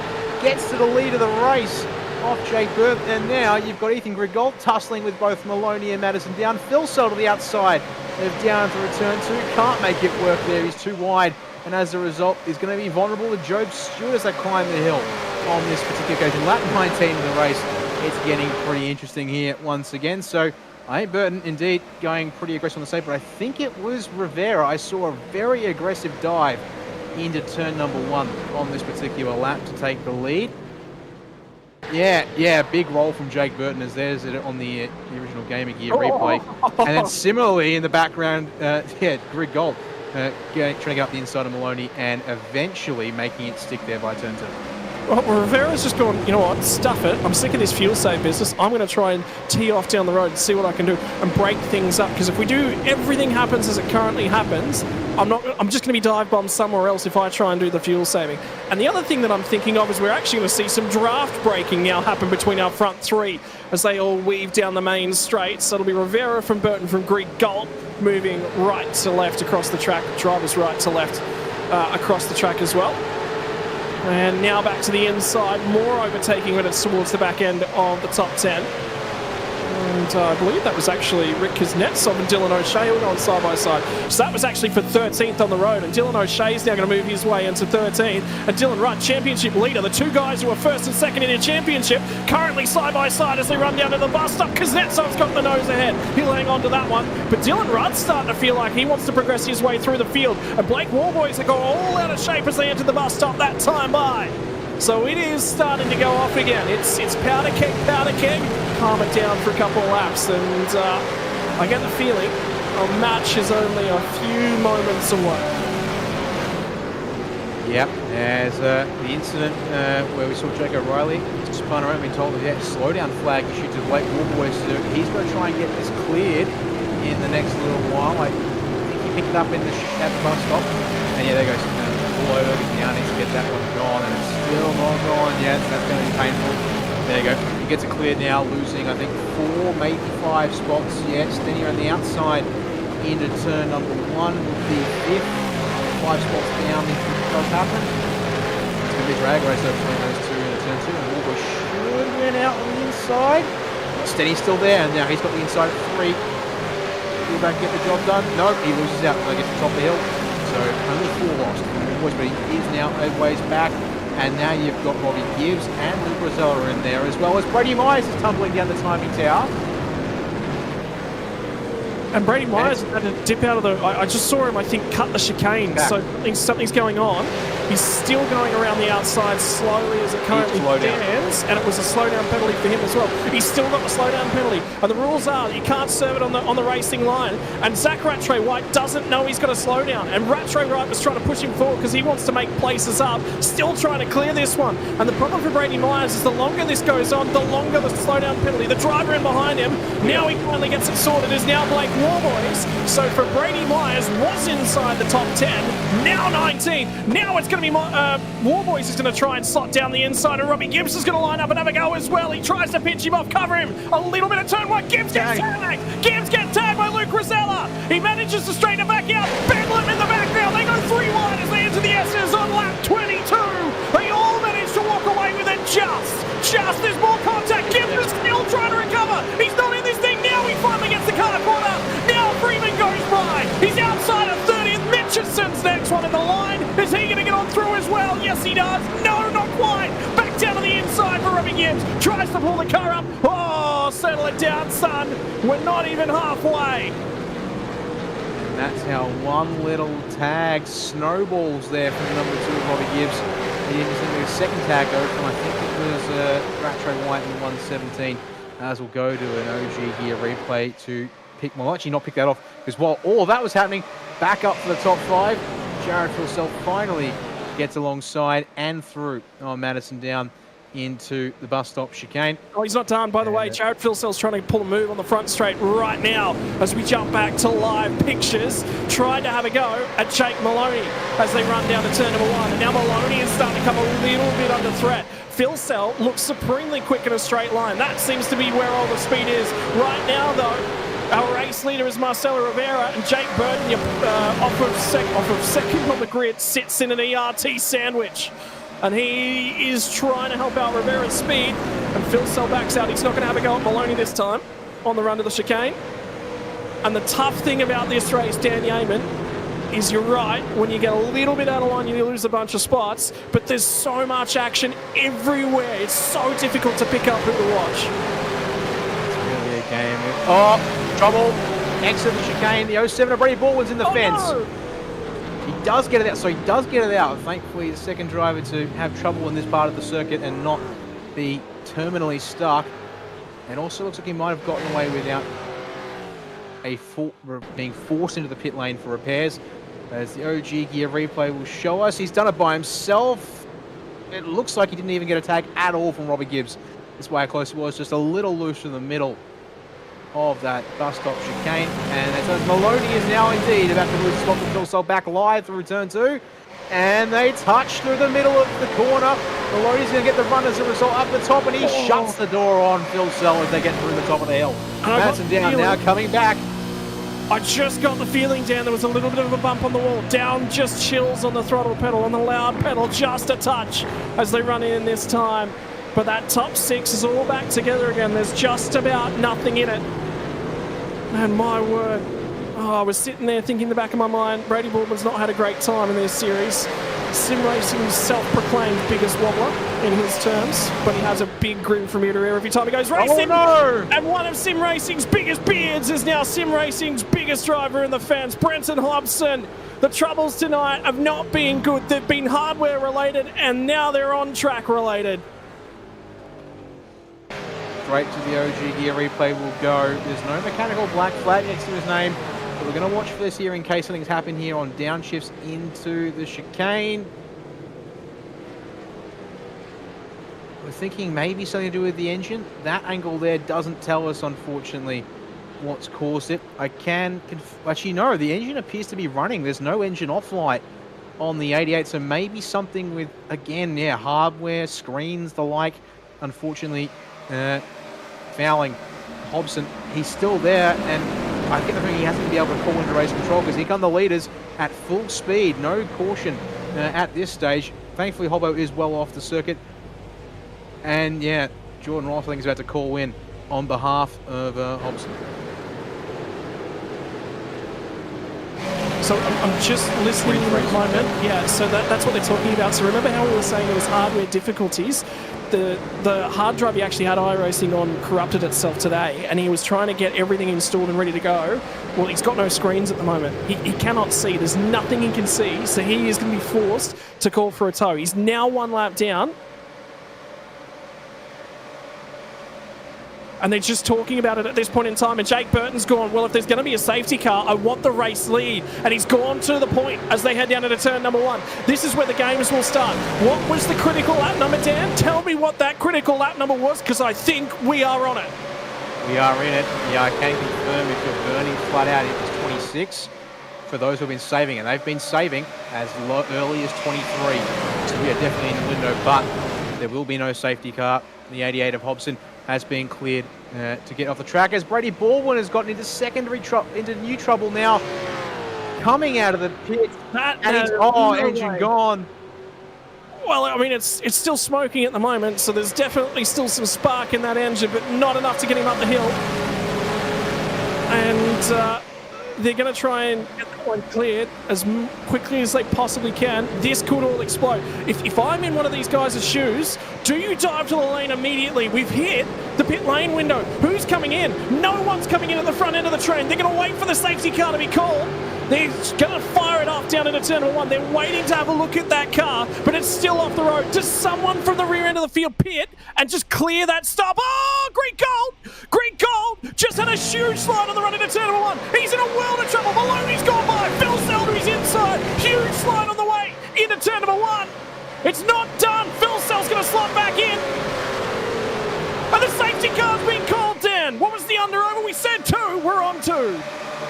Yeah, I was thinking we get a couple here. I think, given the fact again that because we aren't forcing the drivers to slow down when a safety car comes out, there is no value in the safety car undercut. As we're going to get this original Game of Gear replay and explain what happened. You can see here, Brady Baldwin and Jacob O'Reilly both coming out of the pits, and I can tell you, Jacob O'Reilly's just hit the back of Brady Baldwin, who was letting everyone go there because it was the lead lap train, and O'Reilly apparently not ready for that kind of courtesy from Baldwin. And that has ended the 07, the night for the 07 machine. Right, second pit stop. We're in the window and expect again, as you said, everyone once again will peel into the pit lane here and then lap 27 as they almost touch. If not, they actually did.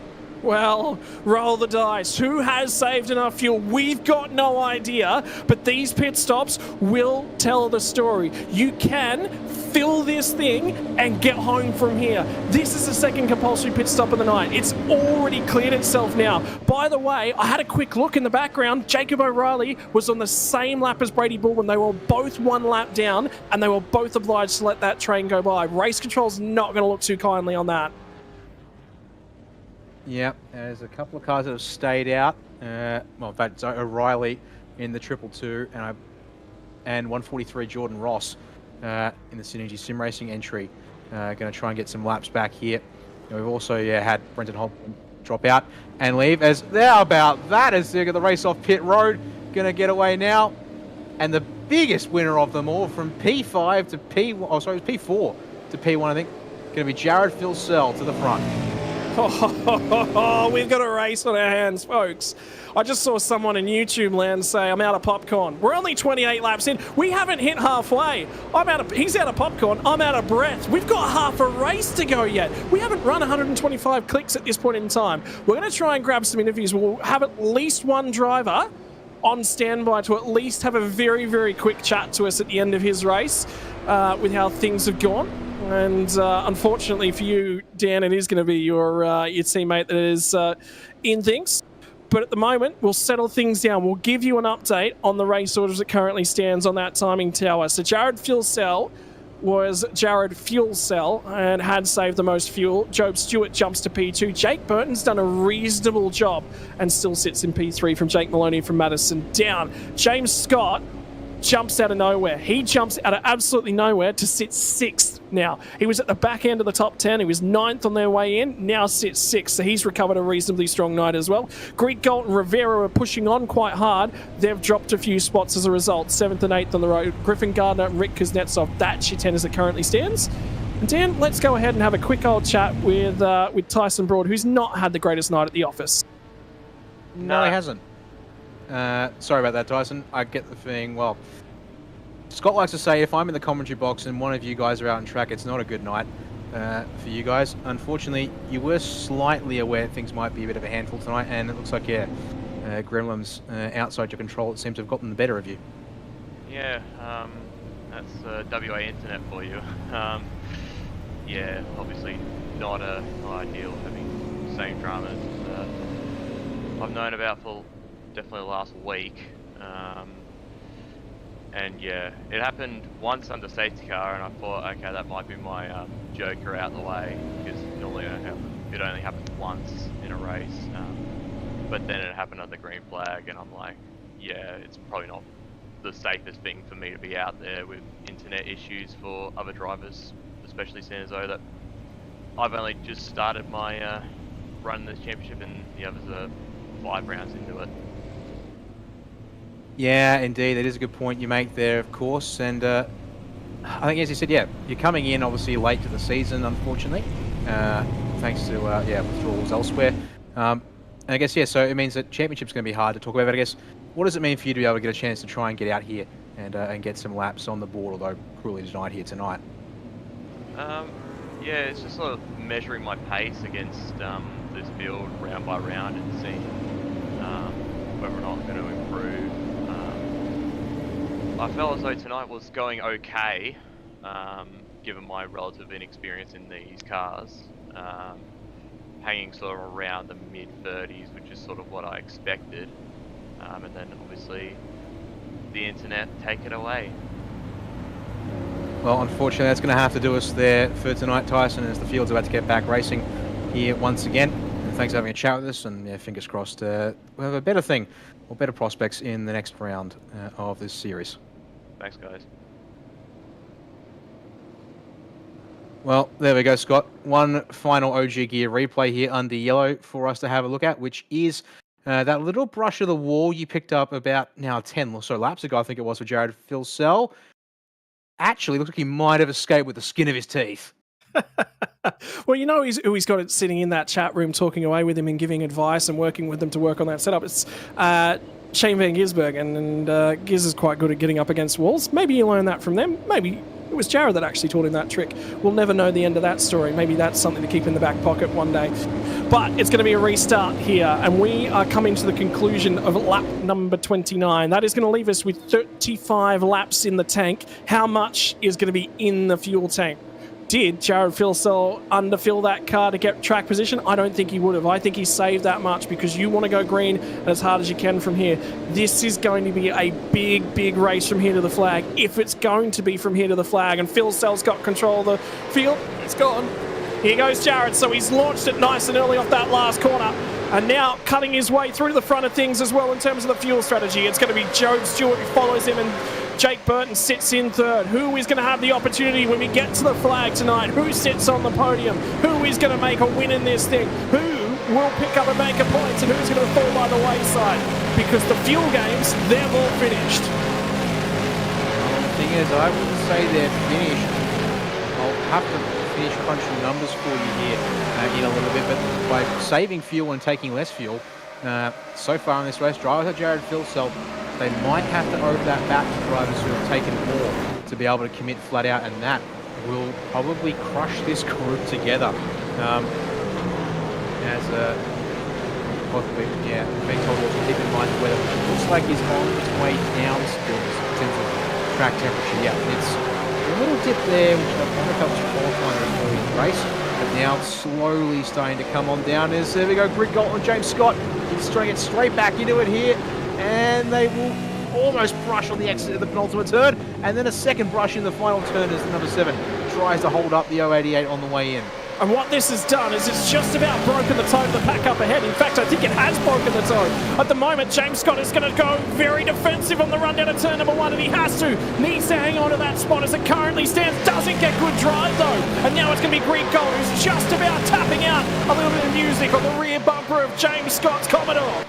And it's ERT versus Lobs Esport, two of the bigger teams in terms of the last few years, in terms of the drivers and their pace. And now they're going to go toe-to-toe out on the road. How good is that wall shot on the run up the Esses? How good is this racetrack? It certainly is a excellent bit of racetrack, that is for sure. Down the race out. It's fast and frantic version of the circuit here. As there has been an update from race control. Waiting to see if we can get it in the chat here. Not yet though, but the answer being no further action on the incident with Ray Baldwin. Check out the second safety car. Baldwin by letting off apparently is at fault, which is an interesting thought. I guess, yeah, if you're not at speed, it's something that can catch a driver out. At the same time, as you said, so they're the idea. Common courtesy concept there, perhaps. Trying to make sure we didn't get in the way of the drivers there and the pack will leave that, but nevertheless, fair enough for the race. Yeah, look, I mean, if he's not maintaining speed, which he definitely didn't maintain speed. That was the one thing I didn't factor into my calculations. That's a fair enough call as well. We'll move a little bit further forward down the road, and I can tell you that Ethan Greek Gold did manage to get by James Scott, and now he's got a job to do. Can he catch the pack up ahead? Is there still some fuel games going on? Because if there is, he's got an opportunity. As it stands, though, it's about 1.5 seconds from Ethan Greek Gold back to Madison Downs. So actually, just out of 2 seconds. So he is getting no draft support at this point in time. But James Scott's got a decision to make. Do I work with him and try and push us back up to that lead group? Or do I fight him? Because if he fights, he's only ever going to finish 6th at best tonight. Yeah, I get the feeling surely the game here will just be push along, work together, reform the group. There's no value in fighting this early. Not when we're just getting the second half of this race underway and the gap is maybe a second or so. As we bring up here, this is Dylan Rudd though is currently caught up in a battle there with one of our cars, pardon me. It was Rattray White. Rattray White, thank you for that. And Adam Briggs trying to get in on the party as a result. It will be 117, or number 17, sorry, that does lose out in the process. Oh, side by side on the run down to the chicane. Kuznetsov was blocking O'Shea. Did not want Dylan O'Shea ahead of him. He wants to stay as close to Griffin Gardner as he possibly can. He is getting points back, by the way, on Dylan Rudd as it currently stands in terms of those championship standings. So that's why Dylan Rudd's trying to get a little bit aggressive and see if he can skip down the road. But in the meantime, Gilliam sits in 12th position. That's the rear bumper of Job Stewart's car as seen by Jake Burton's on board. And I wonder how aggressive Jake Burton's currently going. How much in the pot in terms of fuel saving? Because remember, he's led so much of this race thus far. He would have the most fuel of a lot of them to save. Yeah, that is true. So we go Burton to the inside on Stewart at turn 1. Pretty much done by the apex and will be completely done by the exit. That will sort out and allows these guys to stay somewhat together as you've got James Scott and Rivera there going side by side further on back. They get back in line as they come up the hill once again. And that little fight for second has also done the same thing. Opened up and breathed up for Jared Philsell. Headlight flashing there in the background from O'Shea. Watch these guys pile on in once again. It's kind of interesting here, this second stint. While we've got packed, it's not this one unbroken chain, which is, like obviously we saw it got pretty crazy there, Scott, in the opening half of this race after about, 10 or so laps. People wouldn't start making some moves. But here it feels like the moves are being made straight away as there go Rivera again, the inside of Scott, but can't get there. Griffin Garner going to get stacked up behind him as a result. Yeah, and this is just allowing Ethan Griggold to start to step away, and we'll get some updates as they come by the start-finish line and the margins as well. What I'm looking for is the margins of the car ahead. Ethan Griggold's 2.5 seconds from the leader, and he's got James Scott just over a second behind him, so he's out of that tow range is now James Scott. And Marcelo Rivera, and all of a sudden, up at the pointy end of thing, car's losing ground as well. Job Stewart's just lost a spot to Jake Maloney. How about Jake Burton has resurged straight onto the rear bumper of Jared Philsell, as his name in my head nearly gets replaced with Jared Philsell. Yeah, I wouldn't want to do that. Job Stewart lost a ton of ground at turn 1, and Jake Maloney got down the inside, got to P3.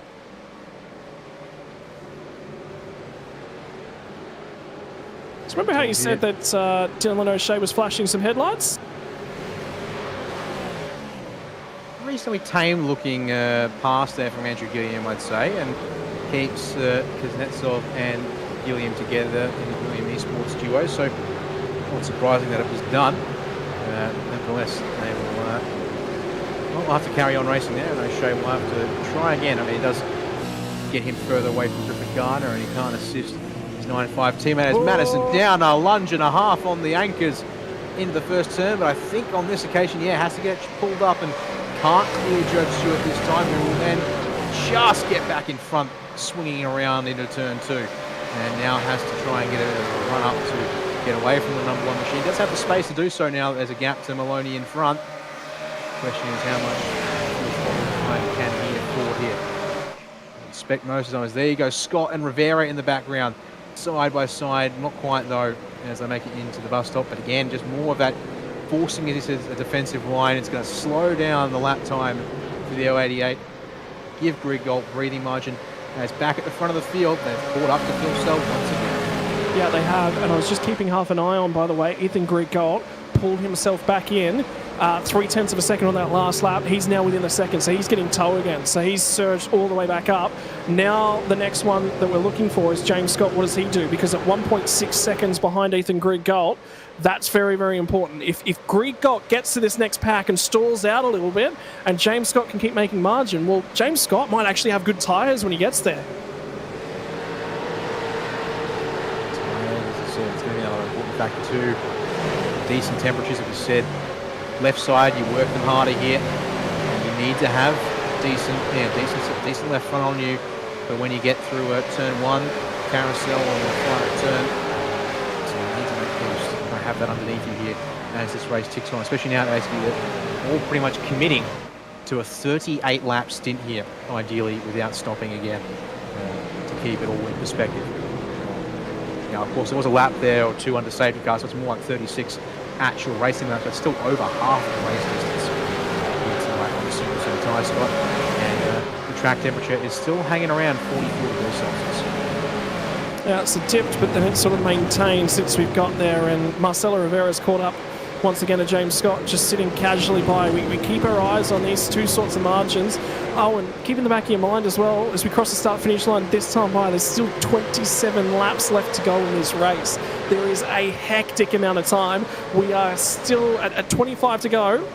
We'll be right on 100 kilometres left in this race, so anything could happen. And if this goes green to the end, which, well, the other thing about fuel games is it packs everyone back up, doesn't it? It's, once you get spread out and everyone's sort of not racing each other quite as hard door to door, all of a sudden the safety car chance drops off quite significantly. So anything theoretically, we may go green to the end here, just based upon that little bit of a statement there, Dan. Well, it's all up to these drivers here as to how they want to race and how desperate they are to either reform the gaps or to go after each and every single spot tonight, and how much of a risk they're willing to take out there. We've had a couple of ones that end up just, of course, tripping up in incidents in safety cars. So that will be indeed as we now have this lovely split view here to watch our top 6, and then the battle for 7th on back still forming up behind James Scott. It's worthwhile having a little bit of a check-in as to who's gained the most spots tonight. Dylan O'Shea started out at 20th, has clawed his way up to 12th, so he's gained 8 spots, so that's quite reasonable. We're looking at another one, by the way, which is Luke Rosella, started from the rear end of the field. He's gained 21 spots, and Thomas Freeman up 16 as well, although it'd be interesting to see what they do with Luke Rosella. He may not necessarily be eligible for the OG hard charger starting from pit lane. That'll be an interesting one to debate the semantics of. But Damien Johnson's having a reasonable night. James Scott as well. So tonight from the Lobs Esports crew, no qualifying pace, but they've got the race pace. They've got the ability to charge their way up through the field. And Josh Anderson, in the meantime, in the background as well, in 17th spot, was having to make sure he defended from Blake Warboys. I get the feeling there's all those please and thank yous we've seen thus far throughout the race with all the fuel saving. That's all done. Yeah, I would think so. So we'll see here how the drivers make it work for them. I mean, yeah, look, some of these drivers, we think some of these drivers are going to be a little short on fuel. And I really suspect that's why Jared Wilson has been caught back up without too much of a fight. He's now going to ride this front of the group back, or so hold everyone back, manage the fuel, and allow his teammates stuck a little further back to be able to get in on this one here at this stage. Who was it during the interviews, by the way, Dan, that said, I think this thing will be decided in the last 10 laps of the race? Both at the front row. Both of them. Yeah, do keep that in mind. So, yeah, all these guys here at the front, they know that this more than any other race, it seems, apart from maybe the Enduros, because of the fact they are just such long races, this one being such a bull ring as you've described it, you've got to really just be patient. Wait it out even more than you normally would, and just give yourself every single possible chance to make your gains at the end of the race. I think it's really, really interesting when you have a look at Job Stewart, the amount of track that he was using right now. That says something not 100% at the front end of that car, and he's just scrapping pace out of it. The driver out of Super 2. He's making it work for him. It's been a little while between pacey stints for Job Stewart, the 35 machine. Didn't have the greatest round all the way back at Sebring. I think he was actually pinged post-race for track limits breaches as well. And then you come to Watkins Glen. Well, track limits don't mean all that much at Watkins Glen. Yeah, that is very true there. Might do a little bit of an update as well on the championship standings down. And look, I mean, I know that you're only here tonight. We thank you for filling in, but I really want your thoughts on this championship battle and how it's shaping up, because I don't get to ask that of somebody that's stepping in. I want a fresh look in. I want a little bit of a fresh thought that's going to be pumped through my head here.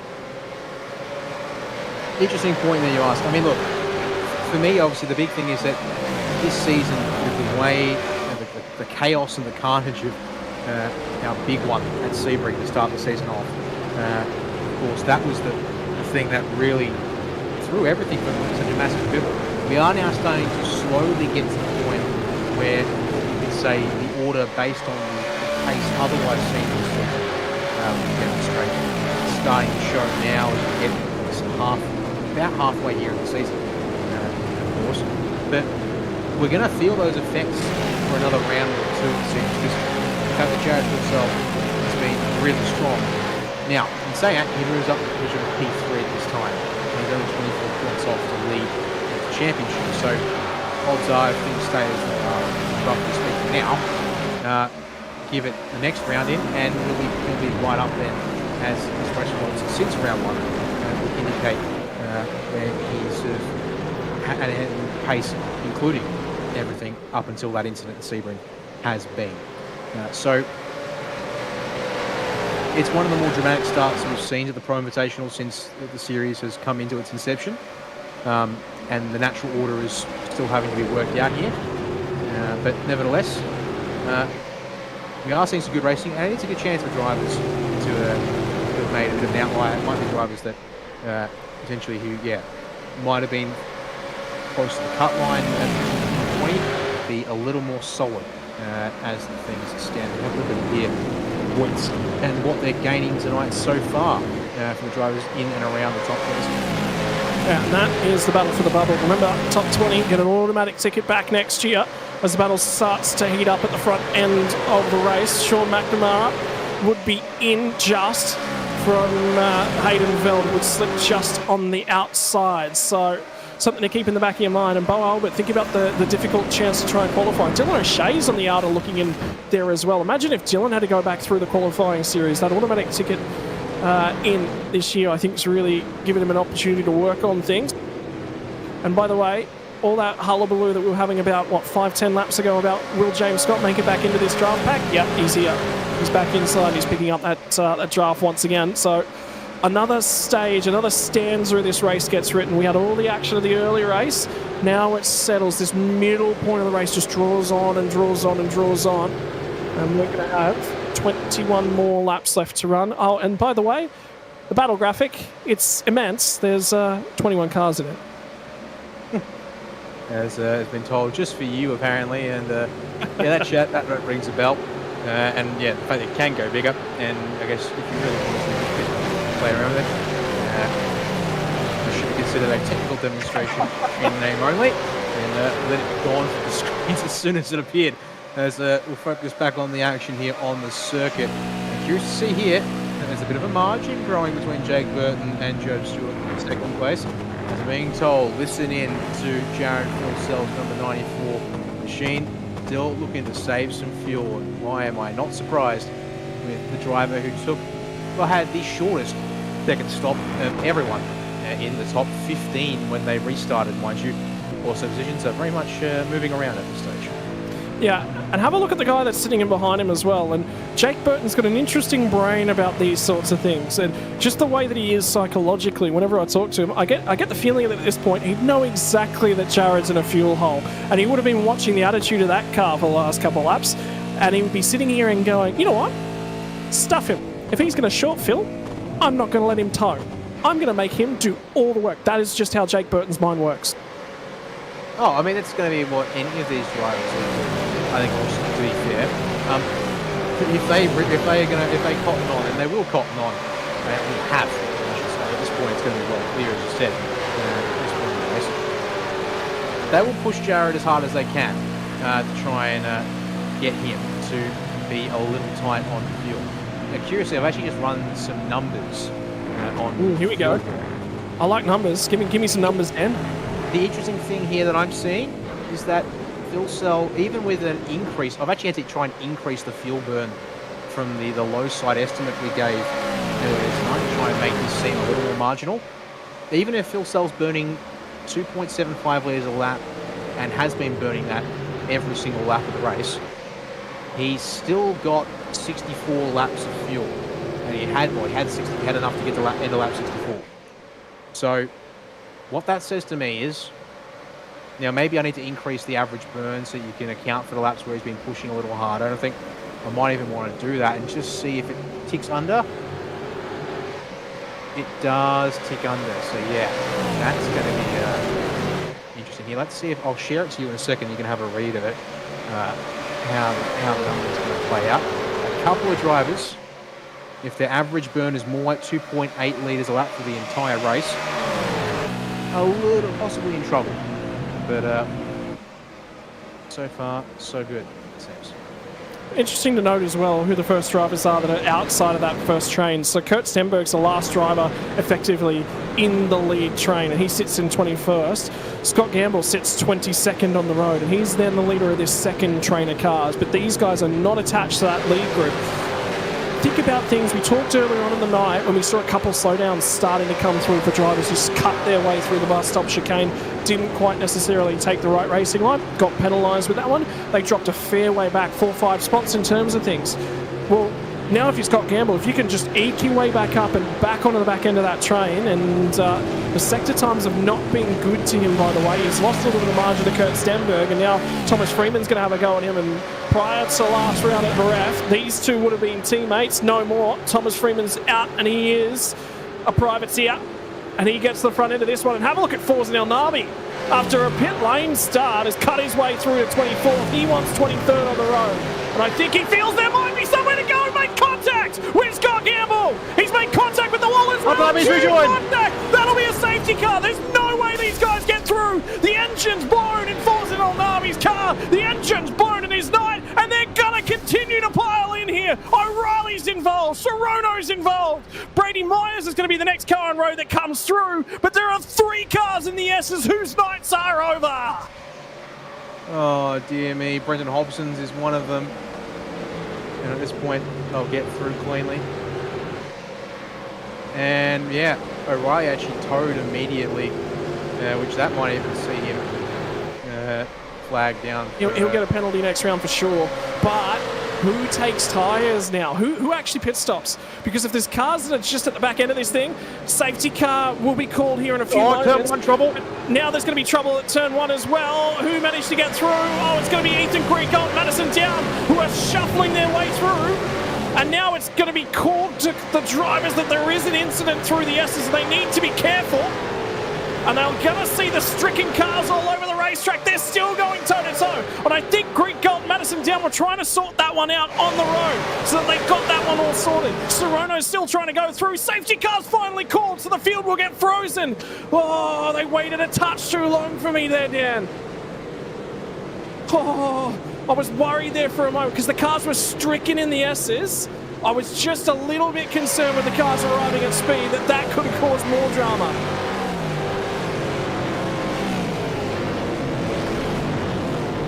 All right, and, well, we might see some pit stops because that safety car's been called. Who's going to dive to the lane? And I've got an update for you. Dan Yeaman, unfortunately, steps out of the commentary box for a few moments. He's just had dramas as well. So he's just missed all of this. We've waited 48 laps for the powder keg to go off. And on lap 48, it blows off. Now Stenberg's in the lane. Freeman's going to follow him in as well. There's going to be a ton of drivers at the tail end of the field. The guys that were in a fuel hole at the front have had that removed. Who are the takers? It's Stenberg, it's Ford, and it's Michael Whiting and Thomas Freeman are the 4.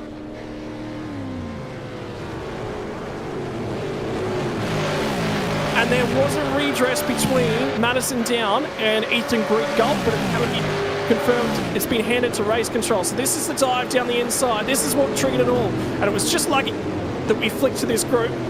And Forza El Nabi gets to the inside of Scott Campbell, tries to get the job done at turn 1. They get to turn 2, and there was space, and El Nabi just comes off the racing line at turn 2, trips over the back end, but I think his left front tyre's already broken off the car at that point in time. And Serrano's got nowhere to go. El Nabi's engine's already done. His wheels are ripped off, and everyone else just arrives at speed, at absolute speed. Fastest, blindest section of the track. There is no visibility. And for some of the drivers down the tail end of the field, we might have a look at them as well after we see this one, because this is what changed things at the front end of the field. Madison Down and Ethan Greek Galt on the run down to turn number 1. Greek Galt gets to the inside. There's contact. There was actually a little bit of a snap of oversteer for Madison Down, but the stewards have been asked to have a look at that one. I don't know if there'll be a huge amount looked at, but they will be looking at that one. I don't see that there's going to be too much in that. And I said it just recently. I said there might have been another safety car in the works, and indeed there was another safety car in the works. Final 10 laps to resolve this one. And Dan Yeaman finally gets back into the commentary box. Dan Yeaman, your internet went out at exactly the worst possible moment. Yeah, you're telling me, Scott. Where something blipped by a local power station, just half went offline. So that's what knocked me out a little bit there. Thankfully, I'm back up and running, and it was an annoying brownout moment. So, well, I can see we're on the safety car. Can you tell me, though, did anyone come to the pits? We do have some takers. The takers are Thomas Freeman, Ian Ford.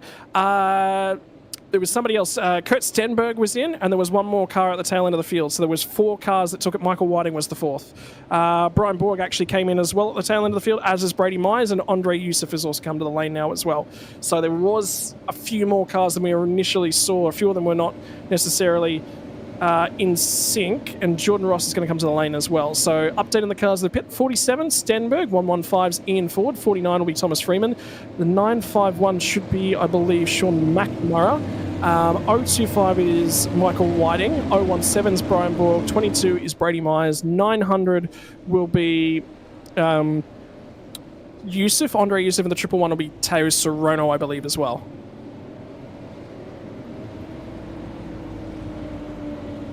And we're going to get an onboard, and Dan, sit back and watch this, because he arrives at speed and there are cars parked across one of the blindest moments of this circuit. You can just see it. Forza El Nabi's in the barrier there, and there is nowhere to go for Jacob O'Reilly. Yeah, he's not able to slot the gap. Well, in saying that, from that bowler that we were following there, I don't really think he got away with that by the looks of things. So he clipped the rear of Forza Nabi's car.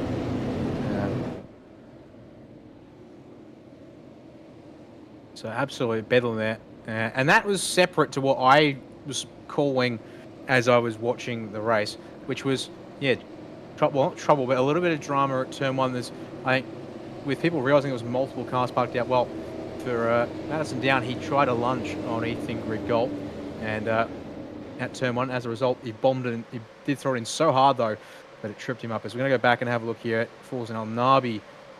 So he's alongside, Scott Gamble, and unfortunately here, as we come up into turn 2, Scott, as you were calling it here, they just don't quite get through. Just don't quite get through there. But then the angle means you get into part of it. Sorono, was it? Robbie Gibbs gets clipped, and then there's a car's width there.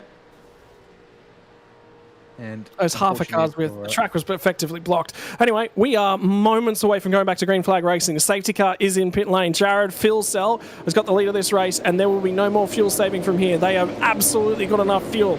So everything that was in the notebook tonight, take it out. I said there might have been 2 safety cars. You said there might have been 2 safety cars. We've had 3. Will there be a 4th? For Jared Filsell gets to the final corner. He's going to get this restart underway, and he will hold them, launch it. He's out of here. He's going to try and run away. Who's going to have a go? In the background, an 088 of James Scott has got Marcelo Rivera. He blocks him all the way to the inside barrier, and now he's going to open the corner back up. Rivera breaks it down onto the inside, doesn't quite manage to keep the car down there. James Scott trying to go through, has managed to go ahead and grab that spot back. So he slots back in a 5th spot.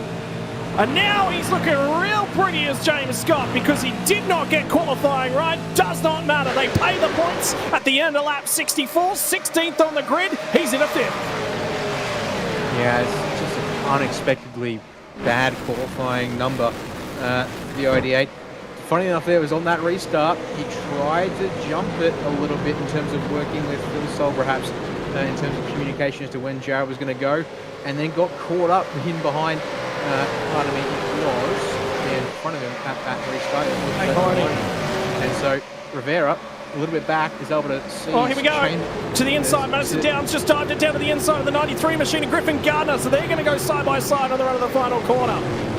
And when we've got 14 more laps left to go, there's no fuel saving required, and we've got to keep half an eye on who's at the tail end of the field, who's going to have a go on those fresher tyres, because we've got a number of those drivers. It was Freeman, it was Whiting, it was Borg, it was a number of the drivers back there. Kurt Stenberg was the furthest through that pack. Stenberg to the centre down the inside of Luke Mitchinson.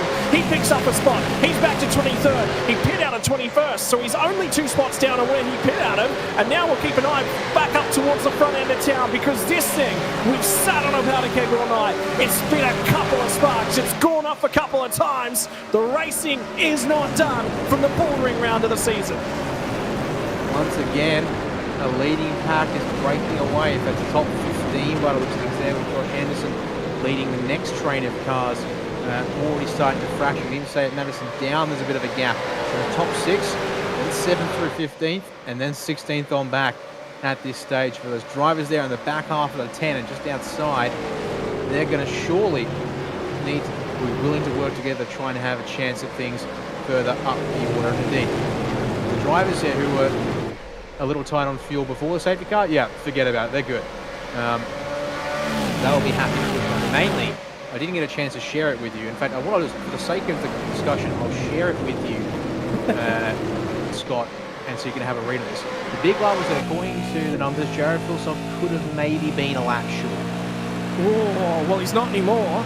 And that's the critical factor. He was thinking there's probably going to be another safety car. I want track position. And now he's got everything he wanted. Christmas came a little bit early for Jared Philsell. What has Jake Burton got him? Is he just going to shadow? Is he just going to follow along?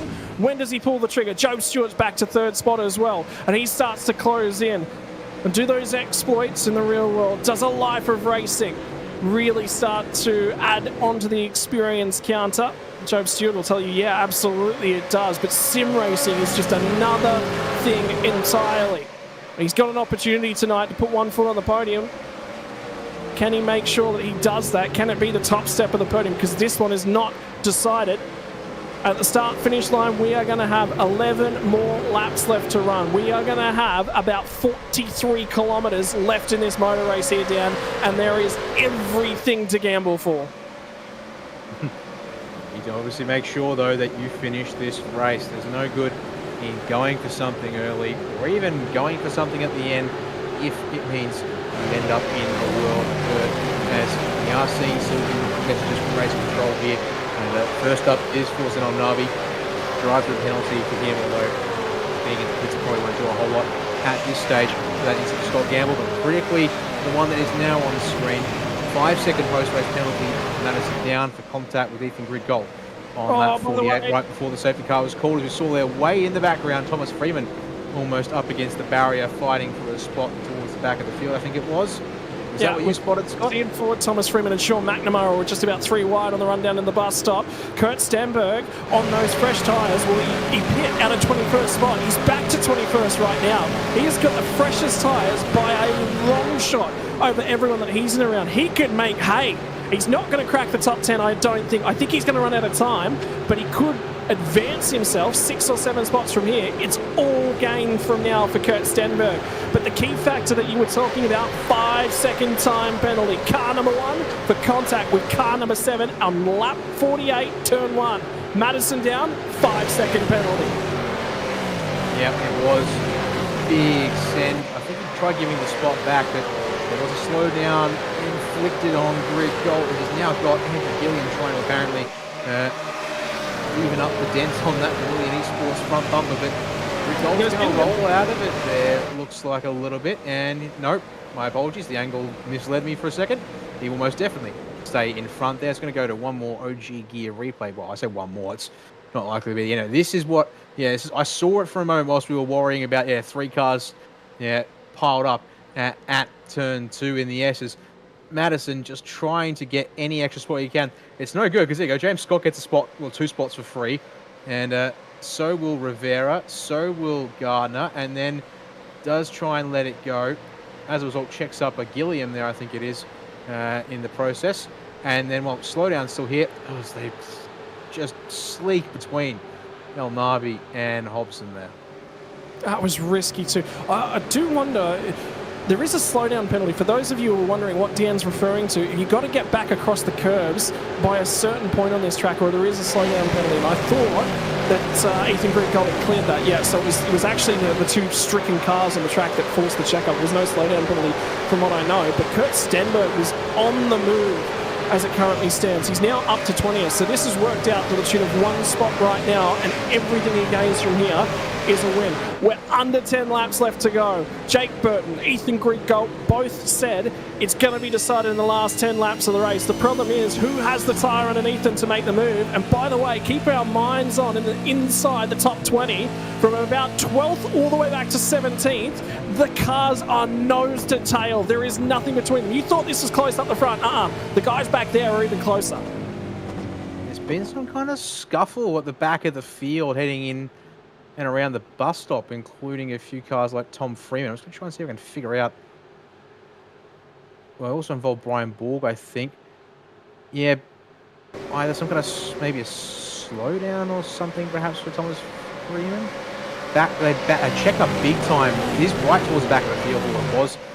No one seems to have gotten.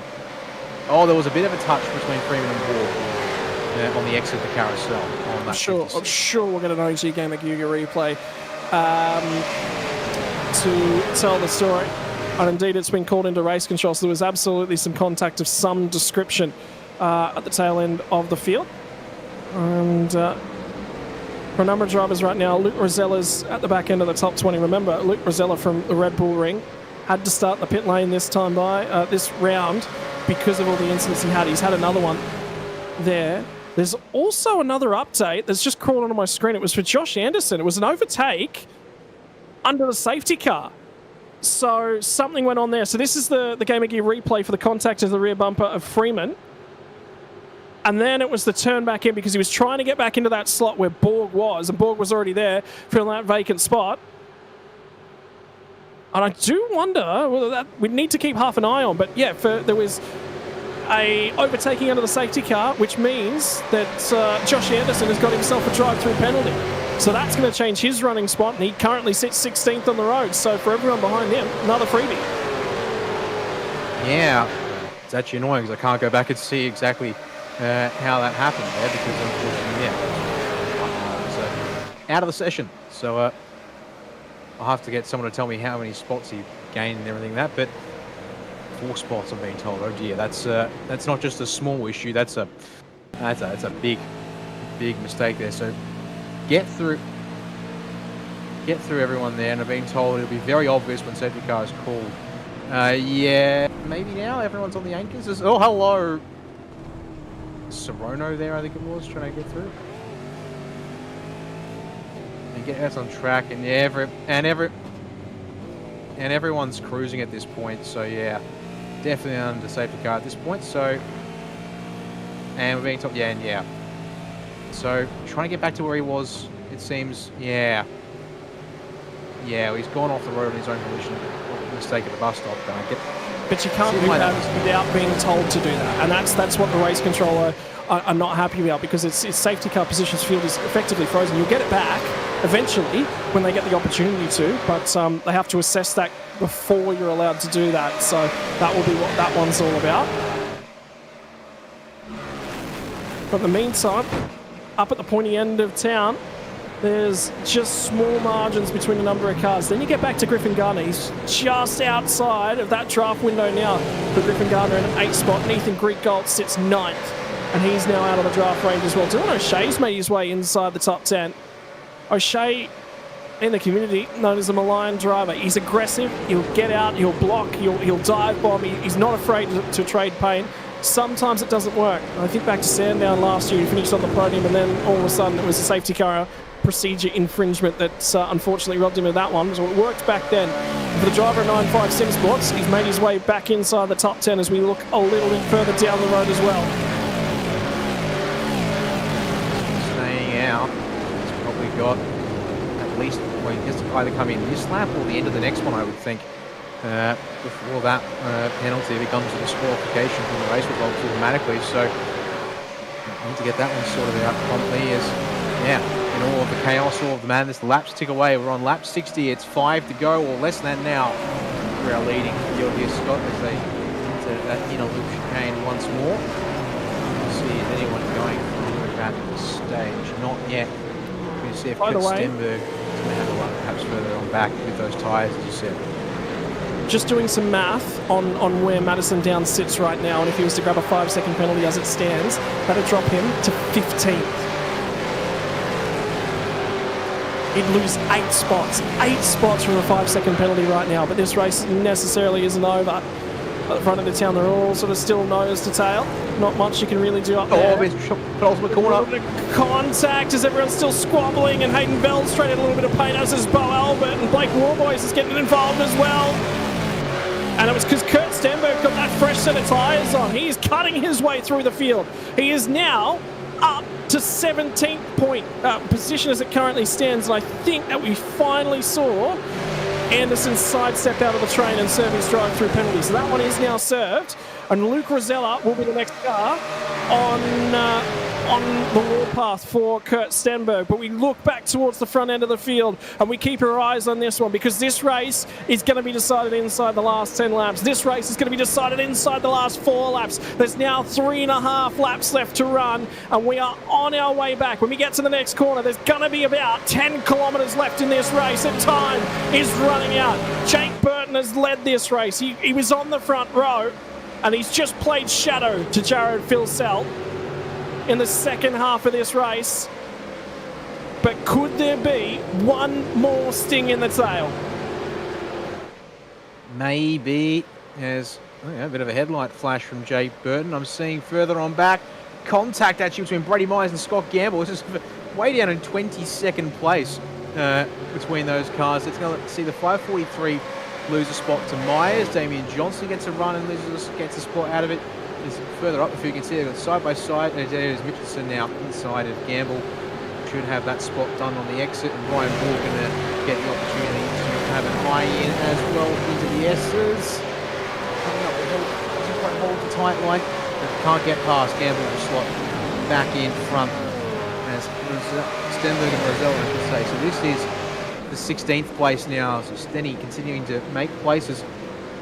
The last little bit was more from other people making mistakes and him getting a free path through as Org and Gamble side by side have ended up with Gamble slow off the road through the inner loop chicane and a slowdown penalty to boot as we're coming to 2 laps to go. And Gamble's not happy about it, so he's picked up that slowdown penalty, so that's going to be for the stewards to look at, but this time is running out. That one's probably going to be reviewed post-race now before they can get that one in time. 2 more laps left to run. The track length, 3.94 kilometres. That equates to about, what have we got, 6.88 kilometres left to run, and as I say 6.88, it's probably more about 6.3 as they run up to the bus stop chicane through the Esses. There will be one more trip through this section of road. Jake Burton is starting to get closer to Jared Filsell, but has he left the run a little bit too late? Is he going to have a crack on the last lap when Filsell can't necessarily respond? One more time through the bus stop chicane. The cars clamber all over the curbs. They're going for everything. Nothing left on the table, and there is trouble at the back end of the field, by the way. There's a couple cars crawling out of the Esses. Rick Holt's out! Rick Holt's out! Ethan Green-Gold has not had a night to remember. He picked up pole position, and now he won't see the checkered flag. It's going to be looked at. It's going to be looked at. It's going to be talked about. But all that people are going to remember right now is the next 3.94 kilometres. White flag in the air. One more lap left to run. Can Jake Burton spoil the Jared Filsell party, or is it going to be another Loves Esports victory? So Rick Golt's off the road. Scott Gamble's also parked up. He's just outside the white lines on the right-hand side. So offline under brakes into the bus stop chicane. But here we go up the hill. Final time. 3/10 back there according to the timing. I don't think Burton's lined that one up right. Well, here we go. Towards the top of the hill. It's Filsell backing up to give himself the fuel for the last run in here. To come through the inner chicane.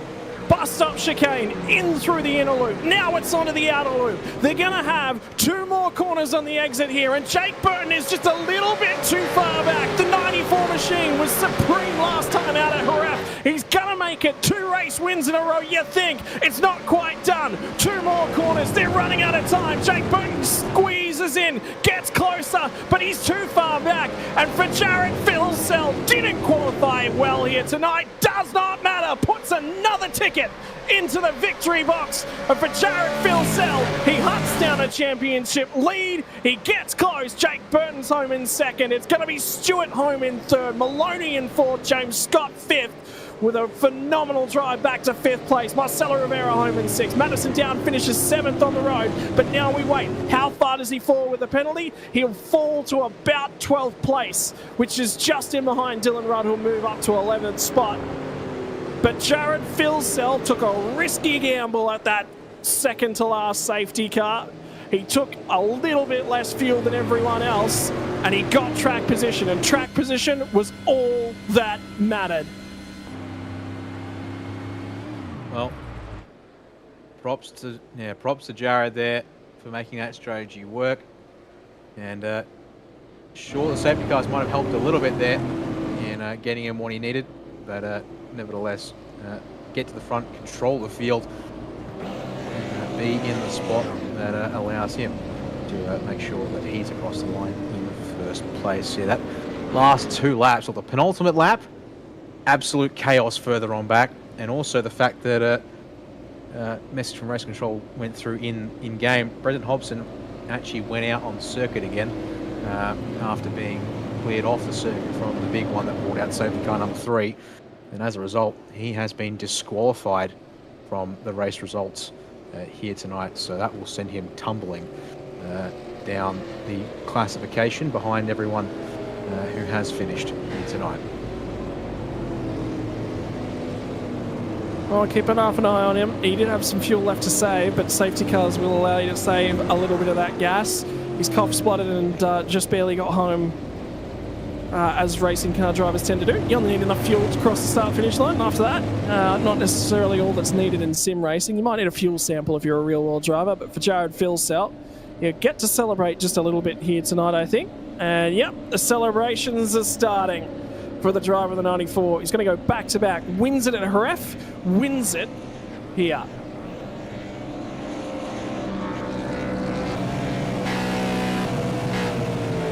And that is a man, Dan, that is absolutely on top of the sim racing world at the moment. His pace this year feels like a step up from where he was last year. It feels like last year, and everything that transpired served as a little bit of motivation for the Speed Cafe Logs Esports team.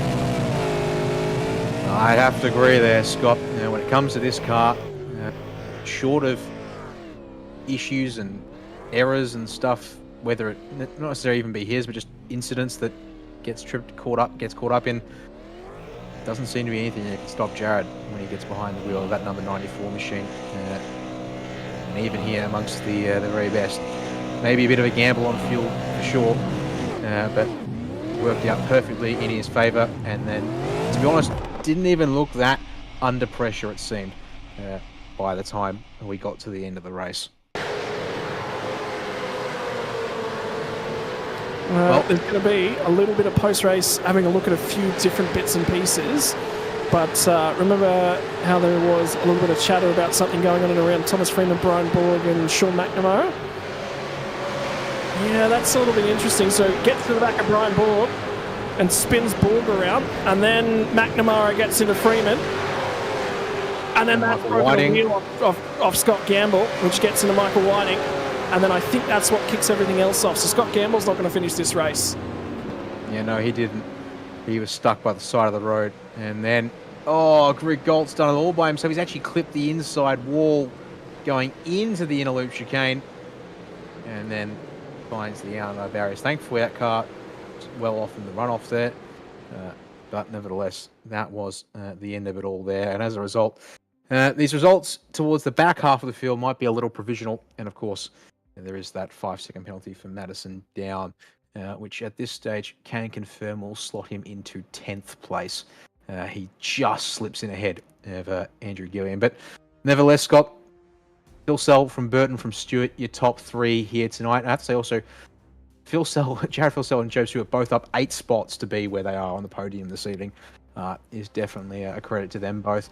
Jake Maloney, the first car just off the podium tonight in 4th. 11 spots gain for James Scott, making it 2 cars out of the Lobs team in the top 5, and also making some serious gains there tonight. Marcelo Rivera will have to settle for P6 and P7 for Madison down there in number... Sorry, again, literally just said that. So yeah, move Griffin Gardner up to 7th, move Dylan O'Shea up to 8th, and just move Rick Kuznetsov up into 9th, and then we'll slot Madison down in at this stage into 10th place there to end our top quarter or so of the field here, Scott.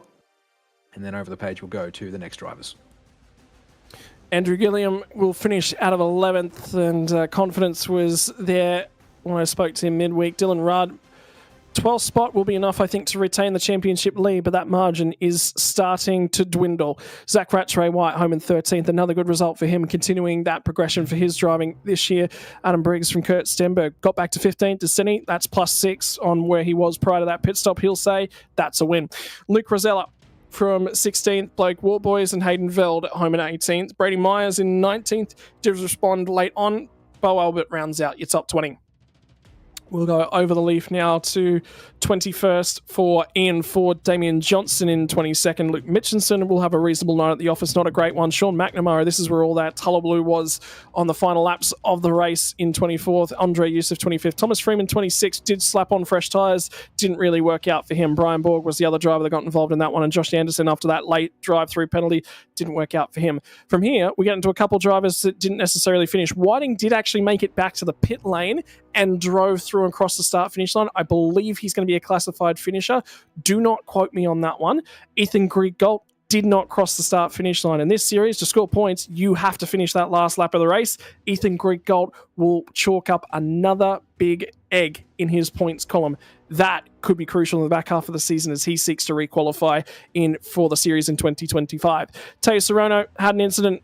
It was a big one and will not finish. Does manage to get back out there, I believe, and finish the race at one lap down. Scott Gammelholm will not finish the race off of the lead lap and 2 laps down for him. Jordan Ross did get back out there and did keep turning laps. We'll pick up a host of positions. And then we get into the retirements. Robbie Gibbs, Matthew Vola, Forza El Nabi. That was a big, big accident for El Nabi. Jacob O'Reilly, Brady Baldwin, Tyson Broad, and Tom Freer very early on. Over the page, we'll get back to Michael Taliancic, whose night got underway in the worst possible margins. Will not finish the race. Didn't even complete. He did get back to the pit lane to finish lap number 1, and then from there on out, it's Brenton Hobson, who we mentioned had issues as well. Right, so there's going to be an adjustment to the championship standings. This is what it looks like when we leave the bull ring that was the Watkins Glen round here tonight. Dylan Rudd will still lead the championship. A margin of 20 points comes down to 12. Rick Kuznetsov took a little bit of margin back out of him. But now we get into the big guys. Andrew Gilliam drops out of 3rd place. He'll only drop to 4th, though. Jared Filsell, 28 points from the lead of the championship. Could the next round be his first time to sit atop of the totem pole in these standings? James Scott moves up into 5th. Madison down. Keep a little bit of a not finalised on his point standings. He'll drop a couple spots as well. Brady Myers loses a whole host of points. Was actually had a Madison down heading into tonight. Not so afterwards. Marcelo Rivera picks up another good night at the office. Blake Warboy shuffles a little bit down, and Jake Maloney jumps inside of that top 10 as well. Oh boy, there is so much to unravel in this one here tonight, Dan Yeaman. That was indeed a bull ring, and some drivers took the bull by the horns, and some drivers got led for a wild old ride. Yeah, that they did. And just before we go to interviews, there's been some more race control messages coming through. Another 5-second post-race penalty has been issued, this time for Brady Myers for contact with Scott Gamble on lap 61 in the final turn, I think it is. So that is going to send the 22 machine back down from 19th to 26th in the provisional classification for tonight. So that's a big error for Brady in terms of points out of this one here tonight. Also, no further action between Scott Gamble and Brian Borg on lap 62. Has also been decided, which was apparently at turn 6. But with that said and done, it is definitely time to go and chat to the drivers who come home on the podium. And I think starting at the top, and to you, Scott, for a chat with our race winner from tonight, Jared Filsell. Jared, that one was not easy. You had some fuel to save. You did underfill the car. We were sitting here going, did you overstep those fuel margins just a little bit? You're probably pinning the hopes on probably another safety car. Everything fell out. Just how you chalked it up here tonight. Yeah, a little bit of a gamble, but that's what we're here for. My fuel situation probably wasn't as dire as you guys probably drummed it up to be. I think at the end there, I was only like 0.05 off my max burn that I had to save a lap. So it was getting easier and easier as the stint went along. So yeah, it was close to me being able to go flat out before that safety car. So yeah, it was cool. Mate, in terms of things though now, right now, sitting on top of the world in terms of the championship form, the numbers are starting to come in and you're getting close to that championship lead. Is there something that's changed this year? Is there a little bit of extra motivation that's going on because you've just found, I don't know if it's tense, I don't know if it's an extra horsepower. Do we need to pull that car apart after the race each week? Oh, you guys look at my data most weeks, so nah, it passes inspection, I'm pretty sure. But what about the motivation that's going on behind the scenes this year? You know, we talked about it all the way back at Sebring. It was going to be a tough old championship hunt. You had to start clawing the margins back. You're just about there after tonight. Where did the motivation come from for you? Is it just, I wanted to win this championship this year. This is what I want to win. I'm going to put everything I know into this. Well, yeah, kind of redeemed myself from last year, to be honest. That was a shocker. Started off really bad, and then it just snowballed and had a few ups and downs, and missed half the championship basically with race suspensions, so that's not ideal. So yeah, keep my nose clean. Obviously, yeah, round one wasn't great. I mean, the drive was good until it wasn't. So yeah, it's just chipping away at the moment. So yeah, it's just not really thinking about the championship, to be honest. Just if you win races, it kind of sorts itself out. Talk to us a little bit about Watkins Glen, because it's not an easy track to get around. A lot of changes that have just happened in the last couple of days as well. Was there a little bit of trepidation coming into tonight's race going, look, the car's probably a little bit more fragile than it would have been previously. The curbs are definitely a lot bigger. Was there a big change to the setups that you all of a sudden had to go through and start working on as well? Curbs felt the same. Obviously, you got a little bit more feedback through the wheel because they're 3D.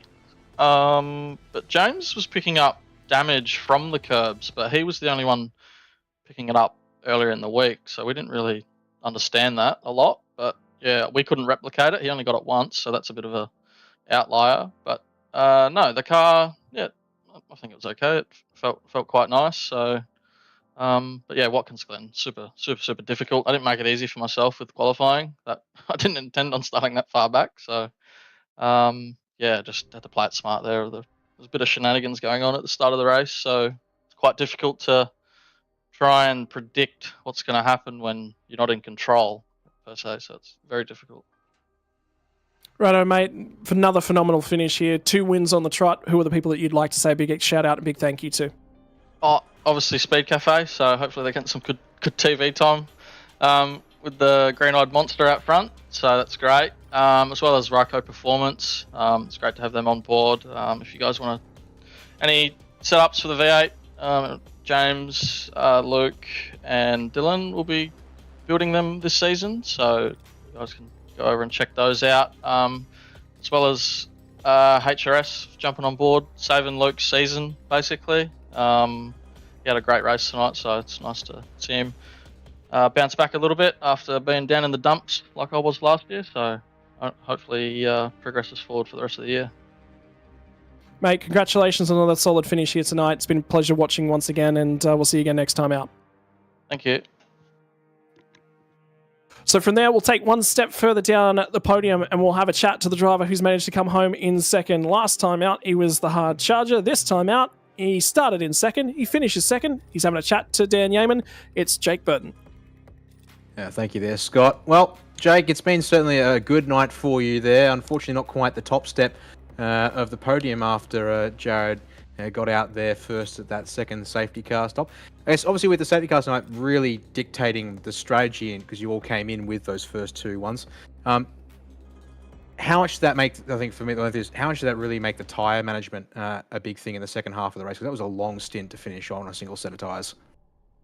Yeah, well, obviously, we knew Jared would, given how much time he sort of gained in that last stop, I think we knew he was a little down on fuel. It wasn't dire, I don't think, for him, but basically I was just trying to save tyre and not pass him, because I knew that if I passed him it would make his fuel saving situation a lot easier at this track. So yeah, for me it was just a matter of saving tyre, and then obviously we got that safety car, which probably wasn't great, but ultimately I don't think it really made a difference. I think Jared was just too quick tonight. I think you get a little bit of a gain in tow, and I just couldn't pass him. He was just too fast.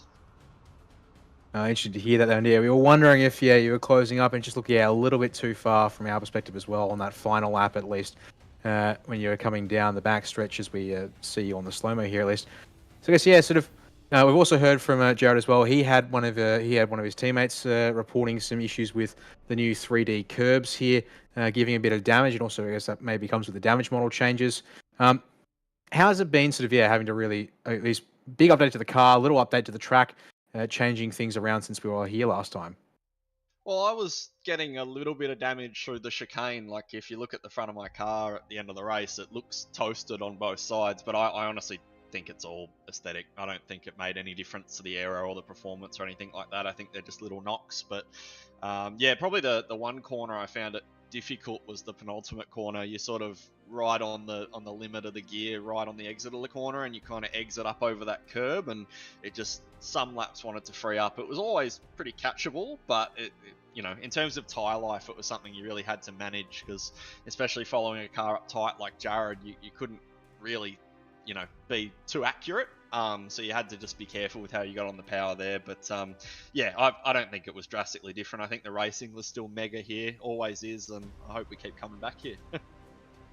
It certainly does make for an exciting one, and the fact that it's fast, it's furious. I mean, we got this race done in an hour and 25 minutes tonight, well, not even to be precise. So I get the feeling, you guys like it, and I don't see that coming off the calendar anytime soon. But as we approach the halfway mark of the season, going to Road America up next, what's it going to be like? Another track where I guess straight line speed will be pretty important, but how much difference will there be in preparing for a track like that compared to Watkins Glen here? Well, it's a little more complicated. Obviously, just the track's quite long. I think it's probably one of the longest on the schedule, barring maybe Spa. So it's a little bit more technical, but we're quite quick there last year. I pretty much won the race there last year. I just gave it to Mads for the championship. So I think we should roll out relatively quick. It's a track we know.